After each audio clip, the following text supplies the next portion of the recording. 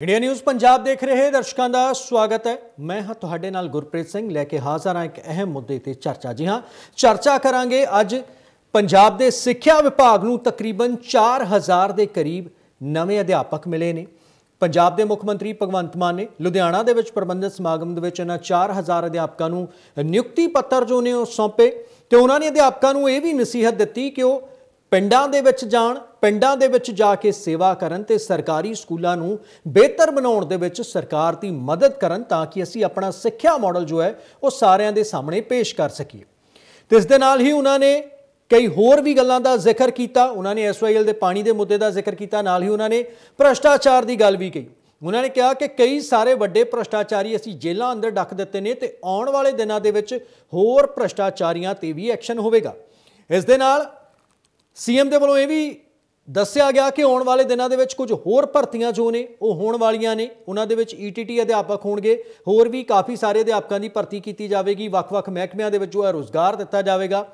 मुख मंत्री भगवंत मान इस दौरान यही कहते नज़र आए कि असी जो वादा किया सीगा रोज़गार देने का वो असी पूरा कर रहे हैं। पर ਜਿਹੜੀਆਂ ਪਹਿਲੀਆਂ ਸਰਕਾਰਾਂ ਹੁੰਦੀਆਂ ਸਨ उन्होंने ਉਹਨਾਂ ਦਾ भी एग्जाम्पल दिता, उदाहरण दिता कि वो सिर्फ ਜਾਂਦੇ ਜਾਂਦੇ यानी कि ਜਦੋਂ ਚੋਣਾਂ ਆਉਂਦੀਆਂ ਸਨ ਉਦੋਂ ਹੀ ਨਿਯੁਕਤੀਆਂ जो ने ਉਹਨਾਂ ਵੱਲੋਂ ਕੀਤੀਆਂ ਜਾਂਦੀਆਂ ਸਨ। सो उन्होंने अध्यापकों को सीधे तौर पर यह कह दिता है कि तुसी सही तरीके दे नाल काम करो, ईमानदारी दे नाल काम करो। नाल एक गल का जिक्र वो भी किया जो हमेशा ही रहिंदा है कि बदलियां दे लई हुण किसी विधायक तो फोन ना करवाओ, किसी विधायक नूं तंग परेशान ना करियो, तजुर्बे के हिसाब के नाल तुहाडी बदली कर दी जाएगी। क्योंकि ज़्यादातर अध्यापक जो हुंदे ने वो चाहुंदे ने कि वो अपने घर के नेड़े या फिर अपने किसी भी थां दे उत्ते जिथे उन्हां नूं नेड़े पैंदा होवे आना जाना, उत्थे जो है उन्हां नूं स्टेशन अलॉट किया जाए। जिसनूं लैके CM ने कहा कि अजिहा हुण तजुर्बे के आधार पर जो है बदलियां कीतियां जाणगियां। आने वाले समय दे विच उन्होंने कहा कि तुसीं काम करो, उस तो बाद असीं देखांगे कि किवें बदलियां होणियां। तुहानूं ये कहण दी जरूरत भी नहीं पेगी कि मेरी बदली जो है वो कर दी जाए। सो मुख मंत्री वालों होर की कुछ कहा गया, कि उन्होंने अध्यापकों को जो है नसीहत दी ते आने वालियां भर्तियां के बारे च की ऐलान उन्होंने किया वो भी तुहानूं सुणा दिंदे हां।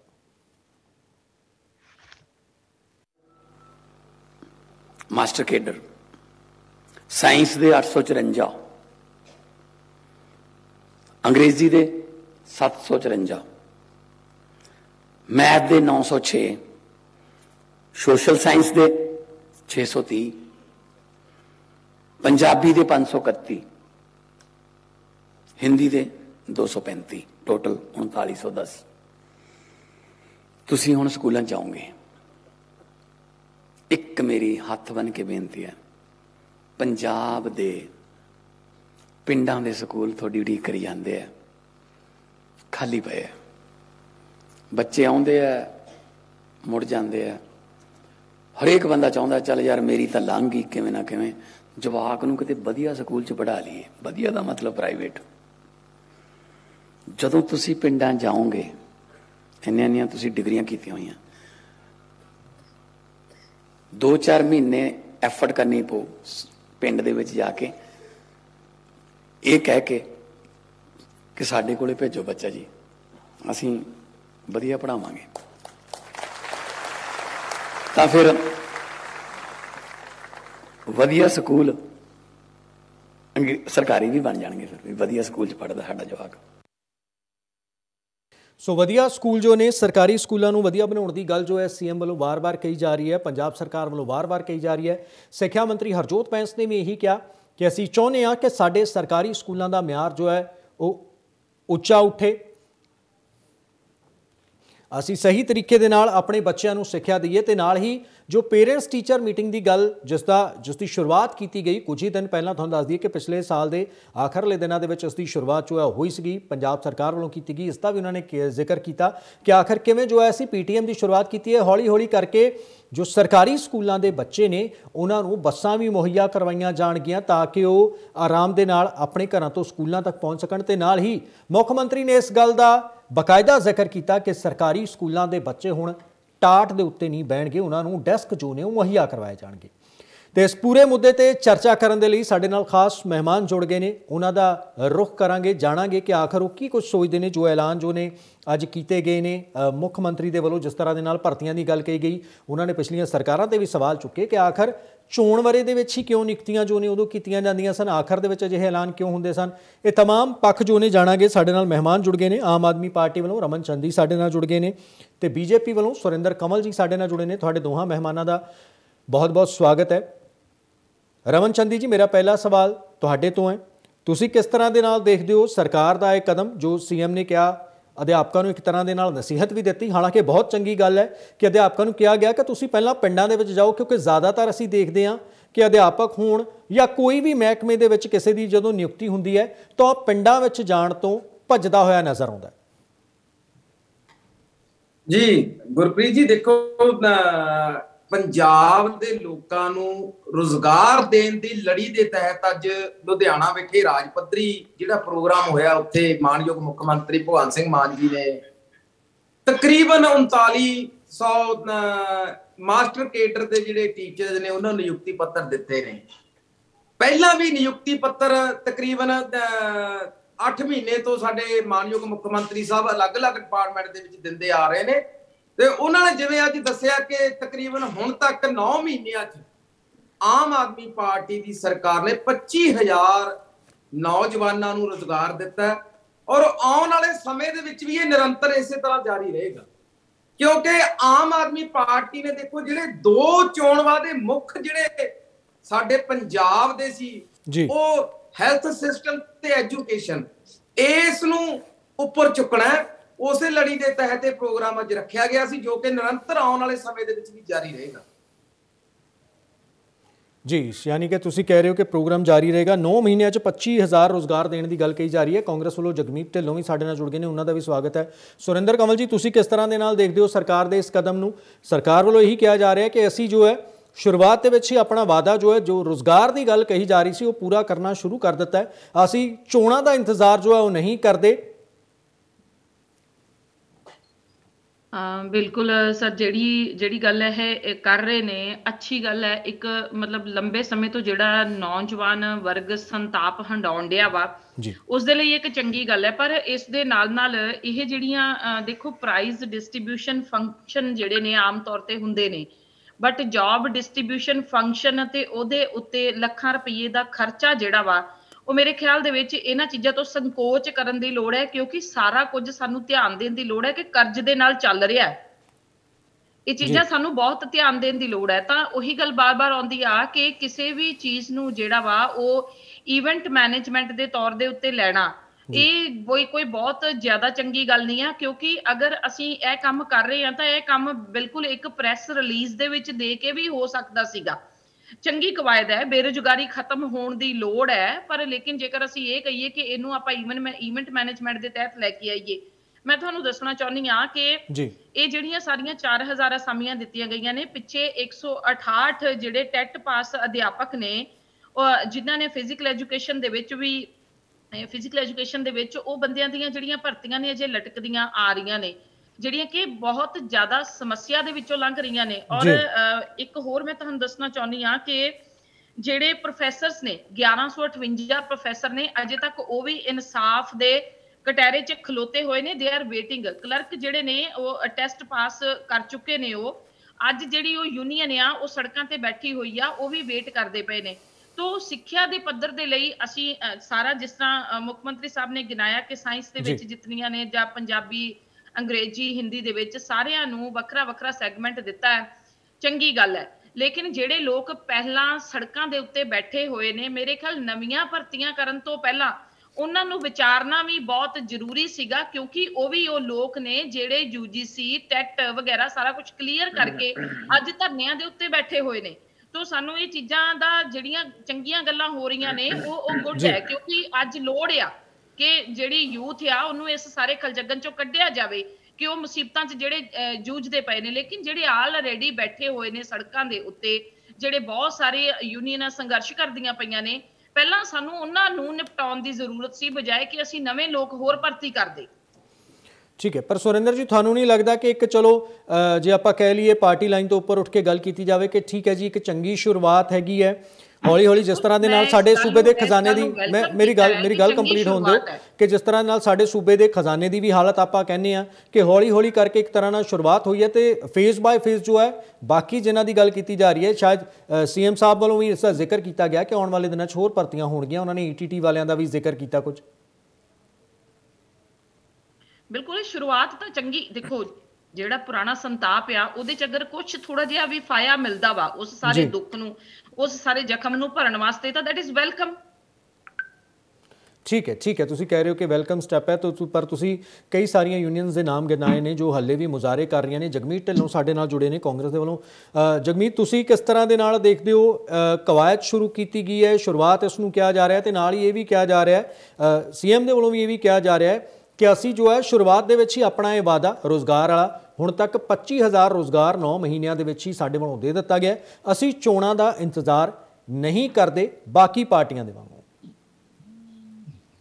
कि देखो इस तरह है जो मान साहब ने बयान दिता है 25,000 नौकरी वाला, शायद मान साहब ਨੂੰ ਉਸ ਤੇ ਚੰਗੀ ਤਰ੍ਹਾਂ ਸਟੱਡੀ ਕਰਨੀ ਚਾਹੀਦੀ ਸੀ ਕਿਉਂਕਿ ਉਹਦੇ ਵਿੱਚੋਂ ਤਕਰੀਬਨ ਜਿਹੜੀ 5,000 ਕਾਂਸਟੇਬਲ ਜਿਹੜੇ ਪੰਜਾਬ ਪੁਲਿਸ ਵੱਲੋਂ ਭਰਤੀ ਕੀਤੇ ਗਏ ਸਨ ਉਹਨਾਂ ਦੀ ਸਾਰੀ ਕਵਾਇਦ ਸਾਡੀ ਪੰਜਾਬ ਸਰਕਾਰ ਮਾਨਯੋਗ ਚਰਨਜੀਤ ਸਿੰਘ ਚੰਨੀ ਜੀ ਦੇ ਜਦੋਂ ਮੁੱਖ ਮੰਤਰੀ ਸਨ ਉਦੋਂ ਪੂਰੀ ਹੋ ਗਈ ਸੀ। ਬਸ ਉਹਨਾਂ ਨੂੰ ਸਿਰਫ ਲੈਟਰਸ ਹੈਂਡਓਵਰ ਨਹੀਂ ਸੀ ਕੀਤੇ ਗਏ। ਇਹ ਉਸ ਤੋਂ ਬਾਅਦ ਚੋਣ ਜਾਬਤਾ ਲੱਗ ਗਿਆ ਸੀ ਅਤੇ ਚੋਣ ਜਾਬਤੇ ਤੋਂ ਬਾਅਦ ਚੋਣਾਂ ਤੋਂ ਬਾਅਦ ਇਹਨਾਂ ਨੇ ਸਿਰਫ ਉਹਨਾਂ ਨੂੰ ਇੱਕ ਲੈਟਰਸ ਹੈਂਡਓਵਰ ਕੀਤੀਆਂ ਨੇ ਕਿ ਉਹ ਵੀ ਇਹ ਆਪਣੇ ਖਾਤੇ 'ਚ ਗਿਣ ਰਹੇ ਨੇ। ਜਿਹੜੇ 1766 ਪਟਵਾਰੀ ਹੋਏ ਸੀ ਉਹਨਾਂ ਨੂੰ ਵੀ ਆਪਣੇ ਖਾਤੇ 'ਚ ਗਿਣ ਰਹੇ ਨੇ। ਸੋ ਮੈਂ ਸਮਝਦਾ ਕਿ ਮੁੱਖ ਮੰਤਰੀ ਸਾਹਿਬ ਨੂੰ ਜੋ ਇਸ ਸਮੇਂ ਕਰਨਾ ਚਾਹੀਦਾ ਸੀ ਉਹ ਇੱਕ ਚੰਗੀ, ਚਲੋ ਇੱਕ ਅੱਜ ਇੱਕ ਇਹਨਾਂ ਨੇ ਨਿਯੁਕਤੀ ਪੱਤਰ ਦਿੱਤੇ, ਚੰਗੀ ਗੱਲ ਹੈ, ਬਟ ਕਿਤੇ ਨਾ ਕਿਤੇ ਵੀ ਧਿਆਨ ਦੇਣ ਕਿ ਜਦੋਂ ਅਸੀਂ ਕੋਈ ਕੰਮ ਕਰਦੇ ਹਾਂ ਉਹਦਾ ਸਾਡੇ ਖਜ਼ਾਨੇ ਨੂੰ ਫਾਇਦਾ ਹੁੰਦਾ ਹੈ ਜਾਂ ਨੁਕਸਾਨ ਹੁੰਦਾ ਹੈ, ਇਸ ਤੇ ਧਿਆਨ ਦੇਣ। ਮੈਂ ਸਮਝਦਾ ਜਦੋਂ ਕਿਸੇ ਨੂੰ ਅਸੀਂ ਨੌਕਰੀ ਦਿੰਦੇ ਹਾਂ ਸ਼ਾਇਦ ਇਕੋਨਮੀ ਅਤੇ ਸਾਡੀ ਜੋ ਅਨਐਮਪਲੋਇਮੈਂਟ ਹੈ ਉਹਦਾ ਫਾਇਦਾ ਘੱਟ ਹੋ ਰਿਹਾ ਤੇ ਐਡਵਰਟਾਈਜ਼ਮੈਂਟ ਜ਼ਿਆਦਾ ਹੋ ਰਹੀ ਹੈ। ਹੁਣ ਤੁਸੀਂ ਕੱਲ ਦੀਆਂ ਅਖਬਾਰਾਂ ਵਿੱਚ ਦੇਖ ਲਿਓ ਕਿ ਮਾਨ ਸਾਹਿਬ ਵੱਲੋਂ ਜਿਹੜਾ ਛੋਟਾ ਵੀ ਸਟੈਪ ਲਿਆ ਜਾਂਦਾ ਹੈ ਉਹਦੀ ਵੱਡੀ ਐਡਵਰਟਾਈਜ਼ਮੈਂਟ ਕੀਤੀ ਜਾਂਦੀ, ਜਿਹਦਾ ਇੱਕ ਪ੍ਰਾਈਮ ਐਗਜ਼ਾਮਪਲ ਸੀ ਪੇਪਰਲੈਸ ਬਜਟ ਲਿਆਉਣ ਦੀ। ਇਹ ਕਹਿੰਦੇ ਕਿ ਅਸੀਂ 21 ਲੱਖ ਬਚਾਇਆ ਤੇ ਪੇਪਰਲੈਸ ਬਜਟ ਦੀ ਐਡਵਰਟਾਈਜ਼ਮੈਂਟ ਤੇ ਉਡਾ ਦਿੱਤੇ 40 ਲੱਖ ਰੁਪਏ। ਸੋ ਨਿਕਲਿਆ ਕਿ 19 ਲੱਖ ਦਾ ਵਾਧੂ ਬੋਝ। ਸੋ ਏਦਾਂ ਤਰ੍ਹਾਂ ਵੱਡੇ ਇਵੈਂਟ ਕਰਨ ਦੀ ਮੇਰੇ ਖਿਆਲ ਨਾਲ ਲੋੜ ਨਹੀਂ ਹੈ। ਕਿਤੇ ਨਾ ਕਿਤੇ ਸਾਡੇ ਸਿੱਖਿਆ ਦੇ ਵਿੱਚ ਖੇਤਰ ਵਿੱਚ ਸੁਧਾਰ ਲਿਆ ਕੇ ਜ਼ਮੀਨੀ ਪੱਧਰ ਦੀ ਸੱਚਾਈ ਵੀ ਜਾਣਨੀ ਚਾਹੀਦੀ ਹੈ। ਜ਼ਮੀਨੀ ਪੱਧਰ ਦੀ ਸੱਚਾਈ ਕੀ ਹੈ ਜੀ? ਪਰਸੋਂ ਇੱਕ ਟ੍ਰਿਬਿਊਨ ਵਿੱਚ ਖਬਰ ਲੱਗਦੀ ਹੈ ਕਿ ਜਿਹੜੇ ਬੱਚੇ ਨੇ ਜੀ ਸਰਕਾਰੀ ਸਕੂਲਾਂ ਵਿੱਚ ਪੜ੍ਹਦੇ ਉਹਨਾਂ ਕੋਲ ਹਾਲੇ ਤੱਕ ਸਿਆਲ ਦੀਆਂ ਵਰਦੀਆਂ ਨਹੀਂ ਪਹੁੰਚੀਆਂ। ਤੇ ਹਰਪਾਲ ਚੀਮਾ ਜਿਹੜੇ ਫਾਈਨੈਂਸ ਮਿਨਿਸਟਰ ਨੇ ਉਹਨਾਂ ਨੂੰ ਜਦੋਂ ਸਵਾਲ ਕੀਤਾ ਜਾਂਦਾ ਹੈ ਤਾਂ ਉਹ ਕਹਿੰਦੇ ਕੁਛ ਕਾਰਨਾਂ ਕਰਕੇ ਦੇਰੀ ਹੋ ਗਈ। ਕਿੰਨੀ ਦੇਰੀ ਹੋ ਗਈ? ਅੱਧਾ ਸਿਆਲ ਲੰਘ ਗਿਆ, ਜਨਵਰੀ 10 ਆ ਚੱਲੀ ਹੈ, ਸਿਰਫ ਮਹੀਨਾ ਤਾਂ ਰਹਿ ਗਿਆ ਸਿਆਲ ਦਾ, ਤੁਸੀਂ ਤਾਂ ਸਮਾਂ ਟਪਾ ਦਿੱਤਾ। ਉਹਦੇ ਪੈਸੇ ਕਿੱਥੇ ਗਏ? ਕਦੀ ਸਾਡੀ ਸਰਕਾਰ ਵੇਲੇ ਤਾਂ ਹੋਇਆ ਨਹੀਂ ਸੀ। ਬਾਕੀ ਇਹ ਢਿੰਡੋਰਾ ਪਿੱਟਣਾ ਕਿ ਪਿਛਲੀਆਂ ਸਰਕਾਰਾਂ ਨੇ ਕੁਛ ਨਹੀਂ ਕੀਤਾ, ਇਹਨਾਂ ਨੂੰ ਮੈਂ ਪੁੱਛਣਾ ਚਾਹਾਂ ਨੈਸ਼ਨਲ ਐਜੂਕੇਸ਼ਨਲ ਸਰਵੇ ਚੁੱਕ ਲਵੋ, ਸਿੱਖਿਆ ਦੇ ਵਿੱਚ ਜਿੰਨਾ ਅਸੀਂ ਸੁਧਾਰ ਕੀਤਾ ਹੈ। ਪੰਜਾਬ ਪਹਿਲੇ ਨੰਬਰ ਤੇ ਆਇਆ ਸੀ ਨੈਸ਼ਨਲ ਐਜੂਕੇਸ਼ਨ ਸਰਵੇ ਦੇ ਵਿੱਚ ਕਿਉਂਕਿ ਅਸੀਂ ਸਕੂਲਾਂ ਵਿੱਚ ਵਧੀਆ ਪਲੇਗਰਾਊਂਡਸ ਬਣਾਈਆਂ ਸੀ, ਸਿੱਖਿਆ ਦੇ ਹਰ ਮਿਆਰ ਨੂੰ ਉੱਚਾ ਚੁੱਕਿਆ ਸੀ। तो ਨੈਸ਼ਨਲ ਐਜੂਕੇਸ਼ਨ ਸਰਵੇ ਕੋਈ ਪੰਜਾਬ ਸਰਕਾਰ ਦਾ ਨਹੀਂ ਸੀ, ਸੈਂਟਰਲ ਗਵਰਨਮੈਂਟ ਦੀ ਏਜੰਸੀ ਸੀ ਜਿਸ ਨੇ ਸਰਵੇ ਕੀਤਾ ਸੀ। ਸੈਂਟਰਲ ਏਜੰਸੀ ਬੀਜੇਪੀ ਦੇ ਅੰਡਰ ਹੈ। तो मैं समझदा किते ना किते ਜਿਹੜੀਆਂ ਚੰਗੀਆਂ ਚੀਜ਼ਾਂ ਪਿਛਲੀਆਂ ਸਰਕਾਰਾਂ ਵੇਲੇ ਹੋਈਆਂ ਮਾਨ ਸਾਹਿਬ ਨੂੰ ਉਹਨੂੰ ਵੀ ਸਲਾਉਣਾ ਚਾਹੀਦਾ ਹੈ। ਇਹ ਨਹੀਂ ਕਿ ਸਾਡੇ ਵੇਲੇ ਅਗਰ ਅਸੀਂ ਪਹਿਲੇ ਨੰਬਰ ਤੇ ਆ ਗਏ ਕਿ ਖੁਦ ਹੀ ਕਹੀ ਜਾਣਾ ਕਿ ਭਾਈ ਅਸੀਂ ਪਹਿਲੇ ਨੰਬਰ ਤੇ ਨਹੀਂ, ਇਹ ਝੂਠ ਆ। ਤੇ ਜਿਹੜੀਆਂ ਗੱਲਾਂ ਤੇ ਮਾਨ ਸਾਹਿਬ ਨੂੰ ਵਿਚਾਰ ਕਰਨਾ ਚਾਹੀਦਾ ਤੇ ਇੱਕ ਮੈਚੁਰ ਸੀਐਮ ਹੋ ਕੇ ਬੇਬੁਨਿਆਦ ਬਿਆਨ ਨਹੀਂ ਦੇਣੇ ਚਾਹੀਦੇ। जी ठीक है रमन जी, किस तरह के नाल देखते हो जो गल कही जा रही है कांग्रेस के बुलारे जगमीत ढिल्लों कह रहे सन कि कुछ नियुक्तियां जो ने वो तो भर्ती प्रक्रिया साडे वेले मुकम्मल हुई सी, हुण तुसीं सिर्फ वाह-वाही खट रहे हो कि ईवेंट मैनेजमेंट के तौर पर इसनूं जो है पेश किया जा रहा है। गुरप्रीत जी गल सोचण वाली है कि ये गल असीं नहीं कहंदे। ਜੇਕਰ ਅੱਜ ਪੰਜਾਬ ਦੇ ਲੋਕਾਂ ਨੂੰ ਇਹਨਾਂ ਸਰਕਾਰਾਂ ਇਹਨਾਂ ਪਾਰਟੀਆਂ ਨੂੰ ਬਿਲਕੁਲ ਹੀ ਨਕਾਰ ਦਿੱਤਾ ਤਾਂ ਉਹਦੇ ਕਾਰਨ ਇੱਕ ਨਹੀਂ ਅਨੇਕਾਂ ਨੇ, ਜਿਹਦੇ ਵਿੱਚੋਂ ਇੱਕ ਇਹ ਹੈ ਕਿ ਮਾਨ ਸਾਹਿਬ ਵੀ ਇਹ ਬਾਰ-ਬਾਰ ਕਹਿੰਦੇ ਨੇ, ਪੰਜਾਬ ਦੇ ਲੋਕ ਵੀ ਇਹ ਕਹਿੰਦੇ ਨੇ ਕਿ ਇਹ ਇੱਕ ਵੋਟ ਲੈਣ ਦੇ ਲਾਲਚ ਵਸ ਨੂੰ ਲਾਸਟ ਦੇ 3 ਮਹੀਨੇ ਨਿਕਲਦੇ ਨੇ ਬਾਹਰ ਕਿ ਆਹ ਅਪਾਇੰਟਮੈਂਟ ਅਸੀਂ ਕੱਢਤੀ। ਜਿਹੜੀਆਂ ਇਹ ਗੱਲਾਂ ਕਰਦੇ ਨੇ ਕਿ ਅਸੀਂ ਉਹਨਾਂ ਦੀ ਪੂਰੀ ਕਾਰਵਾਈ ਕਰ ਚੁੱਕੇ ਸੀ, ਸਿਰਫ ਅਪਾਇੰਟਮੈਂਟ ਲੈਟਰ ਦਿੱਤੇ ਨੇ।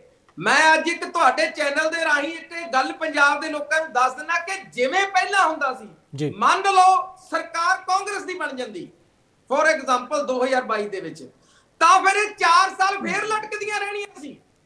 ਇਹ ਨਹੀਂ ਹੈ ਗੱਲ ਕਿ ਇਹਨਾਂ ਨੇ ਨਾਲ ਦੀ ਨਾਲ ਪਹਿਲੇ 6 ਮਹੀਨਿਆਂ 'ਚ ਉਹਨਾਂ ਨੂੰ ਨਿਯੁਕਤੀ ਪੱਤਰ ਦੇ ਦੇਣੇ ਸੀ, ਕੋਈ ਨਾ ਕੋਈ ਹਵਾਲਾ ਦੇ ਕੇ। ਨੰਬਰ 1, ਨੰਬਰ 2 ਤੇ ਕਰਪਸ਼ਨ ਹੋਣੀ ਸੀ ਵੱਡੇ ਲੈਵਲ ਤੇ। ਵਿਰੋਧੀ ਧਿਰਾਂ ਨੂੰ ਮੈਂ ਇਸ ਗੱਲ ਦਾ ਚੈਲੰਜ ਕਰਦਾ ਕਿ ਮਾਨ ਸਰਕਾਰ ਨੇ ਅੱਜ ਤੱਕ ਜਿੰਨੀਆਂ ਵੀ ਅਪਾਇੰਟਮੈਂਟ ਲੈਟਰਸ ਦਿੱਤੀਆਂ ਨੇ, ਤੁਸੀਂ ਇੱਕ ਵੀ ਕਰਪਸ਼ਨ ਕੱਢ ਦਿਓ, ਓਨਲੀ ਸਿਰਫ ਤੇ ਸਿਰਫ ਮੈਰਿਟ ਦੇ ਆਧਾਰ ਤੇ ਹੋਈਆਂ ਨੇ। ਇਹ ਤੁਹਾਡੇ ਵਾਂਗੂ ਨਹੀਂ ਹੈ ਕਿ ਕਦੇ ਹਿਮਾਚਲ ਚੋਂ ਚੱਕ ਲਿਆ ਤੇ ਐਡਰੈਸ ਨਹੀਂ ਮਿਲਦੇ, ਕਿ ਵਿਧਾਨ ਸਭਾ ਦੇ ਵਿੱਚ ਤੁਸੀਂ ਕਿੰਨੇ ਨਿਯੁਕਤੀ ਪੱਤਰ ਆਪਣਿਆਂ ਨੂੰ ਹੀ ਵੰਡ ਦਿੱਤੇ। ਸੋ ਕਹਿਣ ਦਾ ਮੇਰਾ ਮਤਲਬ ਹੈ ਕਿ ਇਹਨਾਂ ਨੂੰ ਚਾਹੇ ਜਿੰਨਾ ਮਰਜ਼ੀ ਕੰਮ ਕਰਕੇ ਦਿਖਾ ਦਿਓ, ਜੋ ਡਿਬੇਟ ਦੇ ਵਿੱਚ ਸ਼ਬਦ ਇਹਨਾਂ ਦੇ ਅੱਜ ਨੇ ਉਹੀ ਡਿਬੇਟ ਦੇ ਵਿੱਚ ਸ਼ਬਦ ਇਹਨਾਂ ਦੇ 2027 ਚ ਰਹਿਣੇ ਨੇ। ਜੇਕਰ ਕੋਈ ਪਾਰਟੀ ਜਾਂ ਕੋਈ ਇਨਸਾਨ ਪੰਜਾਬ ਲਈ ਚੰਗਾ ਕਰ ਰਿਹਾ, ਮੈਂ ਹੁਣ ਤੁਹਾਨੂੰ ਦੱਸ ਦੇਣਾ ਕਿ ਮਾਨ ਸਾਹਿਬ ਨੇ, ਦੇਖੋ ਮੈਡਮ ਨੇ ਵੀ, ਬੀਜੇਪੀ ਪ੍ਰਵਕਤਾ ਨੇ ਕੋਈ ਸਵਾਲ ਉਠਾਏ ਨੇ, ਲੇਕਿਨ ਮਾਨ ਸਾਹਿਬ ਦੇ ਸ਼ਾਇਦ ਇਹਨਾਂ ਨੇ ਸ਼ਬਦ ਨਹੀਂ ਸੁਣੇ ਕਿ 22,000 ਜਿਹੜੇ ਕੱਚੇ ਮੁਲਾਜ਼ਮ ਨੇ ਓਨਲੀ ਐਜੂਕੇਸ਼ਨ ਡਿਪਾਰਟਮੈਂਟ ਦੇ ਅਲੱਗ-ਅਲੱਗ, ਉਹਨਾਂ ਸਾਰਿਆਂ ਨੂੰ ਪਹਿਲ ਦਿੱਤੀ ਜਾਏਗੀ। ਉਹਨਾਂ ਨੇ ਇੱਥੋਂ ਤੱਕ ਕਹਿ ਦਿੱਤਾ ਕਿ ਜੇਕਰ ਕੋਈ ਵਿਅਕਤੀ ਓਵਰਏਜ ਵੀ ਹੋ ਜਾਂਦਾ ਤਾਂ ਅਸੀਂ ਉਸ ਨੂੰ ਵਧਾ ਦੇਵਾਂਗੇ, ਕਿਉਂਕਿ ਜਿਨ੍ਹਾਂ ਨੇ ਪਿਛਲੀਆਂ ਸਰਕਾਰਾਂ ਸਮੇਂ ਪਿਛਲੇ 15 ਸਾਲਾਂ ਤੋਂ ਲਟਕ ਰਹੇ ਨੇ, ਨਾਰੇ ਲਾਏ ਨੇ, ਧਰਨੇ ਮੁਜ਼ਾਹਰੇ ਕੀਤੇ ਨੇ, ਅਸੀਂ ਪਹਿਲ ਉਹਨਾਂ ਨੂੰ ਹੀ ਦੇਵਾਂਗੇ, ਹੋਰ ਕਿਸੇ ਨੂੰ ਪਹਿਲ ਨਹੀਂ ਦੇਵਾਂਗੇ। ठीक है सुरिंदर जी, मैं पहला तुहाडे तो सवाल लवांगा कि आखिर जिस तरह ना तुसी कुछ यूनियंस की गल की, वो यूनियंस कई तो अज दे प्रोटेस्ट कर रही ने, ठीक है, कईयां नूं 2 साल होएंगे, पर कईयां नूं तो 11-11 साल हो गए, 10-10 साल हो गए। मैं कई अजिहे लोगों नूं जाणदा वां जो पिछले 12 साल तो हले तक एडहॉक ते ही काम करे जा रहे हैं, कच्चे तौर पर ही काम करे जा रहे हैं। उन्हां दी तनख्वाह भी जो है अज के जमाने के मुताबिक जे चलिया जाए तो शायद 10,000 रुपये एक अध्यापक की तनख्वाह होगी। उन्होंने जाना भी लम्मा पैना तय करना पैंदा है, खर्चा भी हुंदा है, तो उदों ये सब कुछ जो है क्यों नहीं ध्यान दे विच रखा गया? तुहाडी पार्टी भी सत्ता दे विच रही है। देखो साडी पार्टी जो सत्ता दे विच रही आ तां उन्हां ने जिहड़ा एम्प्लॉयमेंट जनरेशन दा प्रोग्राम एम्प्लॉयमेंट दा जिहड़ा दित्ता सीगा, जनरेशन एम्प्लॉयमेंट दा, उहदे मुताबक उन्हां ने हर हीला वरतिया। और उस समय बार-बार ये गल डिबेटां दे विच हुंदी आ कि अकाली दल उस समय फर्स्ट फ्रंट ते सीगे, सारे फैसले वो लेंदे सीगे। हुण उस तो अगे आवां मैं कि जिहड़ी गल अज चांदी जी कह रहे ने कि ਜਿਹੜੇ ਪਹਿਲੇ ਸੀਗੇ ਉਹਨਾਂ ਮੁਲਾਜ਼ਮਾਂ ਨੂੰ ਜਿਨ੍ਹਾਂ ਨੂੰ ਆਪਾਂ ਦੱਸ ਰਹੇ ਹਾਂ ਕਿ 10-10 12-12 15-15 ਸਾਲ ਹੋ ਗਏ ਨੇ। ਮੇਰੇ ਕੋਲ ਇੱਕ ਹੁਣੇ ਟਵੀਟ ਆਇਆ ਸੀਗਾ ਕਿ 17 ਸਾਲ ਤੋਂ ਸੇਵਾ ਨਿਭਾ ਰਹੇ ਨੇ ਜਿਹੜੇ ਰੂਰਲ ਹੈਲਥ ਫਾਰਮਾਸਿਊਟੀਕਲਸ ਦੇ 11,000 ਰੁਪਏ ਦੇ ਉੱਤੇ ਉਹ ਚੱਲਦੇ ਪਏ ਨੇ। ਕੰਪਿਊਟਰ ਦੇ ਬਹੁਤ ਸਾਰੇ ਲੋਕ ਨੇ ਇਹੋ ਜਿਹੇ ਅੱਜ ਕੰਪਿਊਟਰ ਦਾ ਯੁੱਗ ਆ। ਕੰਪਿਊਟਰ ਟੈਕਨੀਸ਼ੀਅਨ ਜਿਹੜੇ ਰੱਖੇ ਹੋਏ ਨੇ, ਕੰਪਿਊਟਰ ਟੀਚਰ ਜਿਹੜੇ ਰੱਖੇ ਹੋਏ ਨੇ 10-10 ਹਜ਼ਾਰ ਰੁਪਈਆਂ ਦੇ ਉੱਤੇ ਉਹ ਐਡਹੌਕ ਬੇਸ ਦੇ ਉੱਤੇ ਰੱਖੇ ਹੋਏ ਨੇ। ਅੱਜ ਜੇਕਰ ਅਸੀਂ 4,000 ਨਵੇਂ ਲੋਕਾਂ ਨੂੰ ਭਰਤੀ ਕਰਦੇ ਆ ਤਾਂ ਮੈਨੂੰ ਲੱਗਦਾ ਹੈ ਕਿ ਜਿਹੜੀ ਪਿਛਲੇ ਅਗਸਤ ਮਹੀਨੇ ਦੀ ਤਨਖਾਹ ਵੀ ਸੀਗੀ ਫ੍ਰੀ ਬੀਸ ਦੇ ਸਾਰੇ ਕੰਮਾਂ ਨੂੰ ਮੇਨਟੇਨ ਕਰਨ ਵਾਸਤੇ, ਤੁਹਾਨੂੰ ਪਤਾ ਕਿ ਅਧਿਆਪਕਾਂ ਦੀਆਂ ਤਨਖਾਹਾਂ ਵੀ ਰੁਕੀਆਂ ਹੋਈਆਂ ਸਨ। ਇਹ ਵੀ ਚੀਜ਼ ਜਿਹੜੀ ਆ ਉਹ ਨਾਲ ਦੇਖੋ ਤੇ ਆਪਾਂ ਨਵੀਆਂ ਭਰਤੀਆਂ ਵੀ ਕਰਦੇ ਆ, बहुत अच्छी गल है, कांग्रेचुलेशन जेडे नवे लोग भर्ती हुए ने। लेकिन जेडे पिछले इकनॉमिकली मार चलदे पए ने, लेकिन इन स्पाइट ऑफ दैट वो लगातार जेडे आ सरकारां दे विच अपने जेडे डे टू डे दे रूटीन दे काम करदे पए ने, वो अपनी डेली दी वेजेस तक नूं जेडे ने वो मीट नहीं कर पा रहे। ਤਾਂ ਮੈਨੂੰ ਲੱਗਦਾ ਹੈ ਕਿ ਜਿਹੜੇ ਕੱਚੇ ਮੁਲਾਜ਼ਮ ਸੀਗੇ ਪਹਿਲਾਂ ਉਹਨਾਂ ਨੂੰ ਧਿਆਨ ਦੇਣ ਦੀ ਲੋੜ ਸੀ। ਮੈਂ ਇੱਕ ਹੋਰ ਗੱਲ ਤੁਹਾਨੂੰ ਇੱਥੇ ਨੋਟ ਕਰਵਾਉਣਾ ਚਾਹੁੰਦੀ ਆ, ਡਿਊਰਿੰਗ ਕੋਵਿਡ बड़े सारे वलंटियर रखे गए सन इस बिहाफ दे उत्ते कि जदों भी नैक्सट भर्तियां होणगियां उन्हां नूं प्रेफरेंस दित्ती जाएगी। हुण ये जिहड़ी चीज़ आ वो किते भी अजकल दिखाई नहीं दे रही। वो भर्ती वो जिहड़े कामे ने वो जिहड़े वलंटियर सीगे उन्हां ने उस समय अपनी जान नूं जोखम दे विच पाया सीगा। देखो हर एक चीज़ नूं असीं ये कह लईए कि इक्को वारी नहीं हो जांदी, मैं इस गल नूं मंनदी आ, पर किहड़ी गल कदों होनी चाहीदी आ और किहड़े ढंग नाल होनी चाहीदी आ ਉਹਦੇ ਵਿੱਚ ਕਿਤੇ ਨਾ ਕਿਤੇ ਸਾਰੀ ਦੀ ਸਾਰੀ ਇਸ ਸਰਕਾਰ ਦੇ ਵਿੱਚ ਮਿਸਮੈਨੇਜਮੈਂਟ ਦੇਖਣ ਨੂੰ ਮਿਲਦੀ ਪਈ ਆ। ਤੁਸੀਂ ਦੇਖੋ ਇੱਕ 646 ਲੋਕ ਸਨ ਜਿਹੜੇ ਪੀਟੀਆਈ ਦੇ, ਉਹਨਾਂ ਨੂੰ ਹਜੇ ਤੱਕ ਐਡਹੌਕ ਬੇਸ ਤੇ ਚੱਲਣ ਦੇ ਸੀ, ਉਹਨਾਂ ਨੂੰ ਅਜੇ ਤੱਕ ਭਰਤੀ ਦਾ ਹੀ ਕੋਈ ਉਹ ਨਹੀਂ ਕੀਤਾ ਹੈਗਾ। ਫਿਰ 4/2016 ਨੂੰ ਕਲਰਕਾਂ ਦੀ ਇੱਕ ਟੈਸਟ ਪਾਸ ਕੀਤੇ ਸੀ, ਉਹ ਯੂਨੀਅਨ ਅਜੇ ਤੱਕ ਸੜਕਾਂ ਦੇ ਉੱਤੇ ਬੈਠੀ ਹੋਈ ਆ, ਉਹਦੇ ਬਾਰੇ ਕਿਸੇ ਨੇ ਧਿਆਨ ਨਹੀਂ ਦਿੱਤਾ। ਦੇਖੋ, teacher is most important for the society, ਠੀਕ ਹੈ, ਮੰਨਦੇ ਆ ਉਹਨਾਂ ਨੂੰ ਪਹਿਲੇ ਆਧਾਰ ਦੇ ਉੱਤੇ ਰੱਖਣ ਦੀ ਲੋੜ ਹੈ, ਲੇਕਿਨ ਕੁਝ ਸਾਵਾਂਪਨ ਇਹੋ ਜਿਹਾ ਹੋਵੇ ਕਿ ਜਿਹਦੇ ਨਾਲ ਅੱਜ ਦੇ ਦੌਰ ਦੇ ਵਿੱਚ ਜਿਹੜੇ ਲੋਕ ਰੋਜ਼ ਦਿਹਾੜੀ ਮਤਲਬ ਮੁਰਦਾਬਾਦ ਦੇ ਨਾਅਰੇ ਲਾ ਕੇ ਉਹ ਸੜਕਾਂ ਉਹਨਾਂ ਨੇ ਮੱਲ ਕੇ ਬੈਠੇ ਨੇ, ਟੈਂਕੀਆਂ ਦੇ ਉੱਤੇ ਚੜੇ ਹੋਏ ਨੇ, ਭੈਣਾਂ ਬਣਦੀਆਂ ਨੇ ਮੁੱਖ ਮੰਤਰੀ ਸਾਹਿਬ ਦੀਆਂ, ਫਿਰ ਜਿਹੜੇ ਆਪਾਂ ਕਹਿ ਸਕਦੇ ਹਾਂ ਕਿ ਅਰਵਿੰਦ ਕੇਜਰੀਵਾਲ ਦੀ ਸਿਸਟਰ ਬਣਦੀ ਆ, ਉਹਨਾਂ ਦੀ ਅੱਜ ਤੱਕ ਸਾਰ ਨਹੀਂ ਲਈ ਜਾਂਦੀ, ਲੇਕਿਨ ਉਹਨਾਂ ਦੇ ਪੈਰਲਰ ਨਵੇਂ ਬੱਚੇ ਖੜੇ ਕਰ ਦਿੱਤੇ ਜਾਂਦੇ ਨੇ। ਕਿ ਸਾਡੇ ਕੋਲ ਪੈਸਿਆਂ ਦਾ ਇਤਨਾ ਹੈ ਸਾਰਾ ਸਿਸਟਮ ਕਿ ਅਸੀਂ ਉਹਨਾਂ ਦੀਆਂ ਤਨਖਾਹਾਂ ਜਿਹੜੀਆਂ ਦੇ ਸਕੀਏ, ਕਿ ਜਾਂ ਕੱਲ ਨੂੰ ਫਿਰ ਇੱਕ ਨਵਾਂ ਗਰੁੱਪ ਜਿਹੜਾ ਵਾ ਉਹ ਸੜਕਾਂ ਦੇ ਉੱਤੇ ਮੁਰਦਾਬਾਦ ਦੇ ਲਈ ਅਸੀਂ ਖੜਾ ਕਰਨ ਜਾ ਰਹੇ ਹਾਂ ਸਿਰਫ ਆਪਣੀ ਇਵੈਂਟ ਮੈਨੇਜਮੈਂਟ ਦੇ ਖਾਤਰ। ਇਹ ਸਾਰੀਆਂ ਚੀਜ਼ਾਂ ਨੇ, ਕਾਫੀ ਸਾਰੇ ਅਜਿਹੇ ਵਿਭਾਗ ਨੇ ਜਿੱਥੇ ਹਾਲੇ ਤੱਕ ਐਡਹੌਕ ਤੇ ਜਿਸ ਦਾ ਜ਼ਿਕਰ ਤੁਸੀਂ ਵੀ ਕੀਤਾ, ਮੈਂ ਵੀ ਉਹੀ ਜ਼ਿਕਰ ਕਰ ਰਿਹਾ ਸੀਗਾ ਕਿ 11-11 12-12 ਸਾਲ ਹੋ ਗਏ ਨੇ, ਉਹ ਹਾਲੇ ਤੱਕ ਪੱਕੇ ਨਹੀਂ ਹੋਏ ਤੇ ਸਮੇਂ ਦੇ ਮੁਤਾਬਕ ਉਹਨਾਂ ਨੂੰ ਤਨਖਾਹ ਵੀ ਹਾਲੇ ਤੱਕ ਨਹੀਂ ਮਿਲ ਰਹੀ। ਜਗਮੀਤ, ਤੁਸੀਂ ਕੁਝ ਕਹਿਣਾ ਚਾਹ ਰਹੇ ਸੀਗੇ? ਜੀ ਦੇਖੋ, ਜਿਸ ਤਰ੍ਹਾਂ ਆਮ ਆਦਮੀ ਪਾਰਟੀ ਦੇ ਪ੍ਰਵਕਤਾ ਜੀ ਨੇ ਕਿਹਾ ਕਿ ਕਰਪਸ਼ਨ ਨਹੀਂ ਹੋਈ, ਆ ਜਿਹੜੀਆਂ ਤਹਿਸੀਲਦਾਰਾਂ ਦੀਆਂ ਭਰਤੀਆਂ ਹੋਈਆਂ ਸੀ ਉੱਥੇ ਸ਼ਰੇਆਮ ਦੇਖਿਆ ਸਭ ਨੇ ਕਿਵੇਂ ਉੱਥੇ ਆਬਜੈਕਸ਼ਨ ਵੀ ਲੱਗੇ ਕਿ ਕਿਸ ਤਰ੍ਹਾਂ ਕਰਪਸ਼ਨ ਨਹੀਂ ਹੋਈ। ਇੱਕੋ ਸੰਗਰੂਰ ਦੇ ਇੱਕ ਪਿੰਡ ਤੋਂ 4-5 ਤਹਿਸੀਲਦਾਰ ਭਰਤੀ ਹੋ ਗਏ ਜਿਨ੍ਹਾਂ ਦਾ ਪਟਵਾਰੀ ਦਾ ਟੈਸਟ ਵੀ ਨਹੀਂ ਸੀ ਨਿਕਲਿਆ ਅਤੇ ਹਾਲੇ ਕਹਿੰਦੇ ਕਰਪਸ਼ਨ ਨਹੀਂ ਹੋਈ। ਵੀ ਇਹ ਮੈਨੂੰ ਦੱਸਣ, ਸੰਗਰੂਰ ਦੇ ਉਸ ਪਿੰਡ ਵਿੱਚ ਕਿਹੜੀ ਜੜੀ ਬੂਟੀ ਲੱਗੀ ਸੀ ਜਿੱਥੋਂ 5 ਤਹਿਸੀਲਦਾਰ ਭਰਤੀ ਹੋ ਗਏ? ਕਿਉਂ ਆਬਜੈਕਸ਼ਨ ਲੱਗੇ ਜਿਨ੍ਹਾਂ ਤੋਂ ਪਟਵਾਰੀ ਦਾ ਟੈਸਟ ਨਹੀਂ ਸੀ ਨਿਕਲਿਆ? ਤੇ ਉਹ ਕਿਹੜਾ ਸ਼ਖਸ ਸੀ ਜਿਸ ਨੇ ਉਹ ਕਰਪਸ਼ਨ ਕੀਤੀ ਤੇ ਭਰਤੀ ਦੇ ਉਹਨਾਂ ਨੂੰ ਪਹਿਲੇ ਸਥਾਨਾਂ ਤੇ ਲਿਆਂਦਾ? ਕਿਉਂਕਿ ਇਹ ਮੁੱਖ ਮੰਤਰੀ ਸਾਹਿਬ ਤਾਂ ਕਹਿੰਦੇ ਸੀ ਜਦੋਂ ਕਿਤੇ ਵੀ ਕਰਪਸ਼ਨ ਹੁੰਦੀ ਹੈ ਤਾਂ ਸਰਕਾਰ ਦਾ ਹੱਥ ਹੁੰਦਾ ਹੈ, ਕਿਉਂਕਿ ਇਹੀ ਇਲਜ਼ਾਮ ਲਗਾਉਂਦੇ ਸਨ। ਅੱਜ ਅਸੀਂ ਇਹਨਾਂ ਨੂੰ ਪੁੱਛਦੇ ਹਾਂ, ਸਰਕਾਰ ਦੇ ਕਿਸ ਅਧਿਕਾਰੀ ਦਾ ਉੱਥੇ ਹੱਥ ਸੀ? ਬਾਕੀ ਇਹ ਗੱਲਾਂ ਕਰਦੇ ਨੇ ਕਿ ਅਸੀਂ ਆਹ ਐਲਾਨ ਕਰਤਾ, ਇਹਨਾਂ ਤੋਂ ਮੈਂ ਪੁੱਛਣਾ ਚਾਹੁੰਦਾ ਕਿ ਭਾਈ ਪੂਰਾ ਕਿੱਥੋਂ ਕਰੋਗੇ? ਤੁਹਾਡੀ ਆਮਦਨ ਦਾ ਸੋਰਸ ਕੀ ਹੈ? 30,000 ਕਰੋੜ ਦਾ ਕਰਜ਼ਾ ਤੁਸੀਂ 9 ਮਹੀਨਿਆਂ 'ਚ ਲੈ ਲਿਆ, 12 ਮਹੀਨਿਆਂ ਤੱਕ ਇਹ 45,000 ਕਰੋੜ ਨੂੰ ਪਲੱਸ ਕਰ ਜਾਏਗਾ। ਜਿਹੜਾ ਕੇਜਰੀਵਾਲ ਗਰੰਟਰ ਸੀ ਪੰਜਾਬ ਦਾ, ਉਸ ਸਮੇਂ ਗਰੰਟੀਜ਼ ਦੇ ਕੇ ਗਿਆ ਸੀ, ਉਹ ਕਹਿੰਦਾ ਸੀ ਪੰਜਾਬ ਨੂੰ ਕਰਜ਼ਾ ਲੈਣ ਦੀ ਲੋੜ ਨਹੀਂ, ਮੈਂ ਤਾਂ ਕਰਜ਼ਾ ਮੁਕਤ ਕਰ ਦਿਆਂਗਾ, ਮੈਂ 20,000 ਕਰੋੜ ਰੇਤਾ ਚੋਂ ਕੱਢਾਂਗਾ, 20,000 ਕਰੋੜ 10,000 ਕਰੋੜ ਐਕਸਾਈਜ਼ ਚੋਂ ਕੱਢਾਂਗਾ। ਅੱਜ ਉਹ ਗਰੰਟਰ ਕਿੱਥੇ ਹੈ? ਕਿਉਂ ਕਰਜ਼ਾ ਲੈਣਾ ਪੈ ਰਿਹਾ ਹੈ? ਸੋ ਅਸੀਂ ਐਲਾਨ ਕਰੀ ਜਾਈਏ, ਮਸ਼ਹੂਰੀਆਂ ਕਰੀ ਜਾਈਏ ਤੇ ਪੰਜਾਬ ਸਿਰ ਕਰਜ਼ੇ ਦੀ ਫੰਡ ਚੜ ਜਾਏ ਤਾਂ ਫਿਰ ਨਵੀਆਂ ਭਰਤੀਆਂ ਵਾਲਿਆਂ ਦਾ ਵੀ ਹਾਲ ਉਹੀ ਹੋਏਗਾ ਜੋ ਪੁਰਾਣੀ ਭਰਤੀਆਂ ਵਾਲਿਆਂ ਦਾ ਹੋਇਆ ਹੈ, ਜੋ ਅੱਜ ਵੀ ਧਰਨੇ ਤੇ ਬੈਠੇ ਨੇ। ਸੋ ਮੈਂ ਸਮਝਦਾ ਇਸ ਸਰਕਾਰ ਆਉਣ ਤੋਂ ਬਾਅਦ ਪੰਜਾਬ ਦੇ ਕਰਜ਼ੇ ਦਾ ਬੋਝ ਪਿਛਲੀ ਵਾਰ ਨਾਲੋਂ ਵੀ ਵੱਧ ਰਿਹਾ ਹੈ ਤੇ ਪੰਜਾਬ ਦੀ ਮਾਲੀਆ ਹਾਲਾਤ ਅੱਗੇ ਜਾ ਕੇ ਇੰਨੀ ਜ਼ਿਆਦਾ ਕਮਜ਼ੋਰ ਹੋ ਜਾਏਗੀ, ਪੰਜਾਬ ਦਾ ਸਿਸਟਮ ਕਲੈਪਸ ਹੋ ਜਾਏਗਾ। ਕਿਉਂ ਅੱਜ ਕਰਜ਼ਾ ਲੈਣਾ ਪੈ ਰਿਹਾ ਹੈ? ਯੂਜ਼ ਕਿੱਥੇ ਹੋ ਰਿਹਾ ਹੈ? ਸਭ ਤੋਂ ਵੱਡੀ ਯੂਸੇਜ ਅਗਰ ਅੱਜ ਕਰਜ਼ੇ ਦੀ ਹੋ ਰਹੀ ਹੈ ਤਾਂ ਡੇਲੀ ਪੰਜਾਬ ਸਰਕਾਰ ਵੱਲੋਂ 1 ਕਰੋੜ 60 ਲੱਖ ਤੋਂ ਉੱਪਰ ਦੀ ਜਿਹੜੀ ਐਡਵਰਟਾਈਜ਼ਮੈਂਟ ਕੀਤੀ ਜਾ ਰਹੀ ਹੈ। ਸੋ ਮੈਂ ਸਮਝਦਾ ਜਿਹੜਾ ਪਰਿਵਾਰ ਦੇ ਵਿੱਚ ਹੋਵੇ ਉਸ ਪਰਿਵਾਰ ਦਾ ਮੁਖੀ ਬਾਹਰ ਜਾ ਕੇ ਮਸ਼ਹੂਰੀਆਂ ਨਹੀਂ ਕਰਦਾ ਹੁੰਦਾ। ਸੋ ਅੱਜ ਅਸੀਂ ਪੰਜਾਬੀ ਅਗਰ ਕਰਦੇ ਵਿੱਚ ਹਾਂ ਤਾਂ ਭਗਵੰਤ ਮਾਨ ਗੁਜਰਾਤ, ਹਿਮਾਚਲ ਜਾਂ ਅੱਗੇ ਜਿਹੜੇ ਸੂਬਿਆਂ 'ਚ ਚੋਣਾਂ ਆ ਰਹੀਆਂ, ਹਰਿਆਣਾ, ਮੱਧ ਪ੍ਰਦੇਸ਼, ਰਾਜਸਥਾਨ, ਉੱਥੇ ਜਾ ਕੇ ਮਸ਼ਹੂਰੀਆਂ ਕਰਦਾ ਚੰਗਾ ਨਹੀਂ ਲੱਗੇਗਾ। ਪਹਿਲਾਂ ਅਸੀਂ ਆਪਣਾ ਘਰ ਸੰਭਾਲੀਏ, ਆਪਣੇ ਘਰ ਨੂੰ ਦੀ ਅਰਥ ਵਿਵਸਥਾ ਨੂੰ ਠੀਕ ਕਰੀਏ। ਨਹੀਂ ਤਾਂ 45,000 ਕਰੋੜ ਅਗਰ ਕਰਜ਼ਾ ਹੋ ਗਿਆ ਤਾਂ 2.5 ਲੱਖ ਕਰੋੜ ਅਗਲੇ 5 ਸਾਲਾਂ ਦੇ ਵਿੱਚ ਇਹ ਵਾਧੂ ਬੋਝ ਪੰਜਾਬ ਤੇ ਪਵੇਗਾ ਤੇ 2027 ਤੱਕ ਮੈਂ ਸਮਝਦਾ ਕਿ 5 ਲੱਖ ਕਰੋੜ ਤੋਂ ਉੱਪਰ ਦਾ ਕਰਜ਼ਾ ਹੋ ਜਾਏਗਾ ਅਗਰ ਸਰਕਾਰ ਨੇ ਇਸੇ ਤਰ੍ਹਾਂ ਹੀ ਵਿਦਆਊਟ ਐਨੀ ਸਨਅਤੀ ਨੀਤੀ, ਵਿਦਆਊਟ ਐਜੂਕੇਸ਼ਨ ਨੀਤੀ ਏਦਾਂ ਹੀ ਚੱਲੇ ਗਏ, ਦਿੱਲੀ ਮਾਡਲ ਨੂੰ ਵਧਾਈ ਗਏ, ਬੋਲਬਾਲਾ ਕਰੀ ਗਏ ਤਾਂ ਪੰਜਾਬ ਦਾ ਸਿਸਟਮ ਕਲੈਪਸ ਵੱਲ ਜਾ ਰਿਹਾ।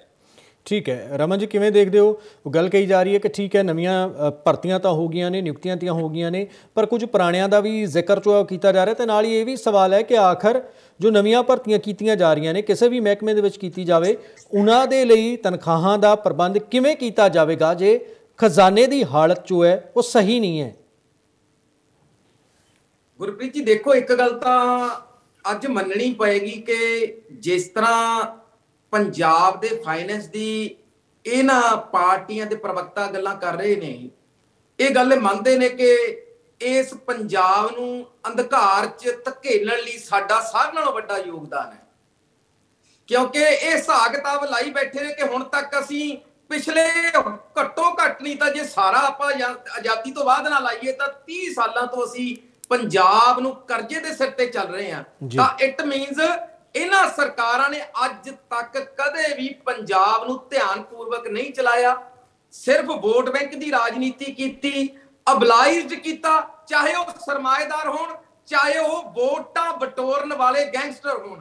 ਤਾਂ ਪੰਜਾਬ ਲੁੱਟਿਆ ਲੁੱਟਣ ਦਾ ਵੀ ਇਹਦਾ ਤਰੀਕਾ ਹੋਊਗਾ ਨਾ ਇਹਨਾਂ ਦੇ ਕੋਲ। ਸੋ ਅੱਜ ਜੇ ਦੇਖੋ ਇਹਨਾਂ ਨੇ ਫਾਈਨੈਂਸ ਮਿਨਿਸਟਰ ਸਾਹਿਬ ਦੀਆਂ ਬਾਈਟਾਂ ਨਹੀਂ ਸੁਣੀਆਂ ਕਿ ਜੇਕਰ ਕਰਜ਼ਾ ਚੱਕਣ ਦੀ ਲੋੜ ਵੀ ਪਈ ਆ ਤਾਂ ਦੂਜੇ ਪਾਸੇ ਅਸੀਂ ਕਰਜ਼ਾ ਲਾਉਨੇ ਵੀ ਆ।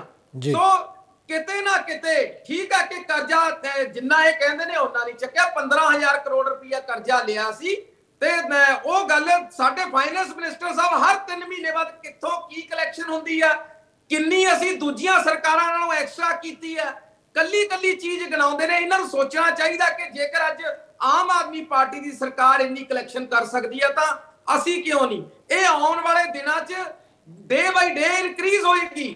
ਜੇਕਰ ਪੰਜਾਬ ਸਰਕਾਰ ਕੋਲ ਸਾਧਨ ਹੈ ਪੁਖਤਾ, ਆਉਣ ਵਾਲੇ ਸਮੇਂ 'ਚ ਅਸੀਂ ਐਡਜਸਟਮੈਂਟ ਕਰ ਸਕਦੇ ਹਾਂ। ਨਿਯੁਕਤੀ ਪੱਤਰ ਤਾਂ ਹੀ ਦਿੱਤੇ ਜਾਂਦੇ ਨੇ, ਇਹ ਕੋਈ ਗੁੱਡੇ ਗਾਡੀ ਦਾ ਖੇਡ ਨਹੀਂ ਹੈ ਕਿ ਚੁੱਪ ਕਰਕੇ ਨਿਯੁਕਤੀ ਪੱਤਰ ਦੇ ਤੇ ਅੱਜ ਨਿਯੁਕਤੀ ਪੱਤਰ ਜਿਨ੍ਹਾਂ ਨੂੰ ਦਿੱਤੇ ਨੇ ਜੇ ਉਹਨਾਂ ਨੂੰ 6 ਮਹੀਨੇ ਬਾਅਦ ਲੱਗਦਾ ਹੋਏਗਾ ਅਸੀਂ 4 ਸਾਲ ਸਵਾ 4 ਸਾਲ ਹਲੇ ਬੈਠੇ ਆ ਤਾਂ ਪੰਜਾਬ ਸਰਕਾਰ ਨੂੰ ਨਹੀਂ ਪਤਾ ਕਿ ਜਲੂਸ ਕਿਹਦਾ ਨਿਕਲੇਗਾ। ਜਲੂਸ ਸਿਰਫ ਪੰਜਾਬ ਮੌਜੂਦਾ ਸਰਕਾਰ ਦਾ ਨਿਕਲਦਾ। ਸੋ ਅਜਿਹੀਆਂ ਬੇਤੁਕੀਆਂ ਗੱਲਾਂ ਨਾਲੋਂ ਅੱਜ ਆਪਾਂ ਉਸ ਪੁਆਇੰਟ ਦੇ ਉੱਤੇ ਲੈ ਕੇ ਆਪਾਂ ਪੰਜਾਬ ਦੇ ਲੋਕਾਂ ਨੂੰ ਸਿਰਫ ਕੇਂਦਰਿਤ ਕਰ ਰਹੇ ਆ ਕਿ ਇਹਨਾਂ ਤੋਂ ਸਰਕਾਰ ਨਹੀਂ ਚੱਲਣੀ, ਇਹਨਾਂ ਕੋਲ ਰੁਜ਼ਗਾਰ ਦੇ ਸਾਧਨ ਨਹੀਂ ਪੈਦਾ ਹੋਣੇ। ਮੇਰੇ ਖਿਆਲ ਤੇ ਅੱਜ ਮਾਨਯੋਗ ਮੁੱਖ ਮੰਤਰੀ ਸਾਹਿਬ ਨੇ ਕੱਲੀ ਚੀਜ਼ ਇਹ ਨਹੀਂ ਗਿਣਾਈ ਸੀ ਕਿ ਈਟੀਟੀ ਪ੍ਰਾਇਮਰੀ ਕੈਡਰ ਦੀਆਂ 6635 ਅਸਾਮੀਆਂ ਵਿੱਚੋਂ ਹੁਣ ਤੱਕ 979 ਭਰਤੀ ਕਰ ਲਿਆ ਗਈਆਂ ਨੇ। 12/10/22 ਨੂੰ ਇਸ਼ਤਿਹਾਰ ਜਾਰੀ ਕਰ ਦਿੱਤਾ ਗਿਆ, 4994 ਈਟੀਟੀ ਅਧਿਆਪਕਾਂ ਲਈ ਨਵੀਆਂ ਨਿਯੁਕਤੀਆਂ ਹੋਣਗੀਆਂ।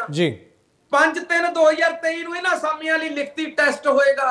ਇਹ ਆਉਣ ਵਾਲੇ ਦੇਖੋ ਪੰਜਾਬ ਪੁਲਿਸ ਦੇ ਵਿੱਚ ਹੋਰ ਹਰ ਸਾਲ ਭਰਤੀਆਂ ਲਈ ਪੰਜਾਬ ਸਰਕਾਰ ਨੇ ਮਾਨ ਸਾਹਿਬ ਨੇ ਆਪਣਾ ਪੰਜਾਬ ਦੇ ਲੋਕਾਂ ਨੂੰ ਨੌਜਵਾਨਾਂ ਨੂੰ ਕਿਹਾ ਕਿ ਰੁਜ਼ਗਾਰ ਹਰ ਹੀਲੇ ਵਸੀਲੇ ਦਿੱਤਾ ਜਾਊਗਾ। ਮੈਂ ਜਿਹੜੀ ਗੱਲ ਕਰਦੀ ਹਾਂ ਆਪਣੇ ਤਹਿਸੀਲਦਾਰਾਂ ਵਾਲੀ, ਦੇਖੋ ਤਹਿਸੀਲਦਾਰਾਂ ਦੇ ਵਿੱਚ ਜੇਕਰ ਕਿਸੇ ਐਡਮਿਨਿਸਟ੍ਰੇਸ਼ਨ ਦੀ ਕੋਈ ਗਲਤੀ ਹੈ, ਅੱਜ ਤੱਕ ਜੋ ਕੁਝ ਵੀ ਜਿੰਨੇ ਵੀ ਬਲੈਕ ਸ਼ੀਪਸ ਫਿਰਦੇ ਨੇ ਉਹ ਆਮ ਆਦਮੀ ਪਾਰਟੀ ਨੇ ਪੈਦਾ ਨਹੀਂ ਕੀਤੇ, ਤੁਹਾਡੇ ਹੀ ਪੈਦਾ ਕੀਤੇ ਹੋਏ ਨੇ ਚਿਚੜਾ ਵਾਂਗੂ। ਜਿਹੜੇ ਤਰੀਕੇ ਨਾਲ ਉਹ ਅੱਜ ਐਡਮਿਨਿਸਟ੍ਰੇਸ਼ਨ ਨੂੰ ਵੀ ਚਿੰਬੜੇ ਹੋਏ ਨੇ, ਲਾਉਣ ਲਈ ਉਹਨਾਂ ਨੂੰ ਵੀ ਸਮਾਂ ਲੱਗੇਗਾ।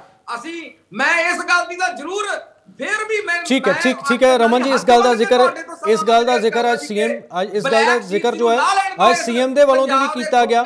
ਮੁੱਖ ਮੰਤਰੀ ਵੀ ਇਹ ਕਹਿੰਦੇ ਨਜ਼ਰ ਆਏ ਉੱਥੇ ਸਟੇਜ ਤੇ ਕਿ ਅਸੀਂ ਕੁਝ ਭ੍ਰਸ਼ਟਾਚਾਰੀ ਜਿਹੜੇ ਵੱਡੇ ਸਾਨੂੰ ਫੜ ਲਏ ਤੇ ਆਉਣ ਵਾਲੇ ਦਿਨਾਂ ਦੇ ਵਿੱਚ ਜਿਹੜੇ ਬਾਕੀ ਰਹਿੰਦੇ ਨੇ ਉਹਨਾਂ ਨੂੰ ਵੀ ਜੇਲ੍ਹਾਂ ਦੇ ਵਿੱਚ ਡਕਾਂਗੇ। ਜਗਮੀਤ ਜੀ, ਮੈਂ ਤੁਹਾਡੇ ਕੋਲ ਆਊਂਗਾ, ਪਹਿਲਾਂ ਸੁਰਿੰਦਰ ਜੀ ਦਾ ਰਿਐਕਸ਼ਨ ਲੈ ਲਾਂ।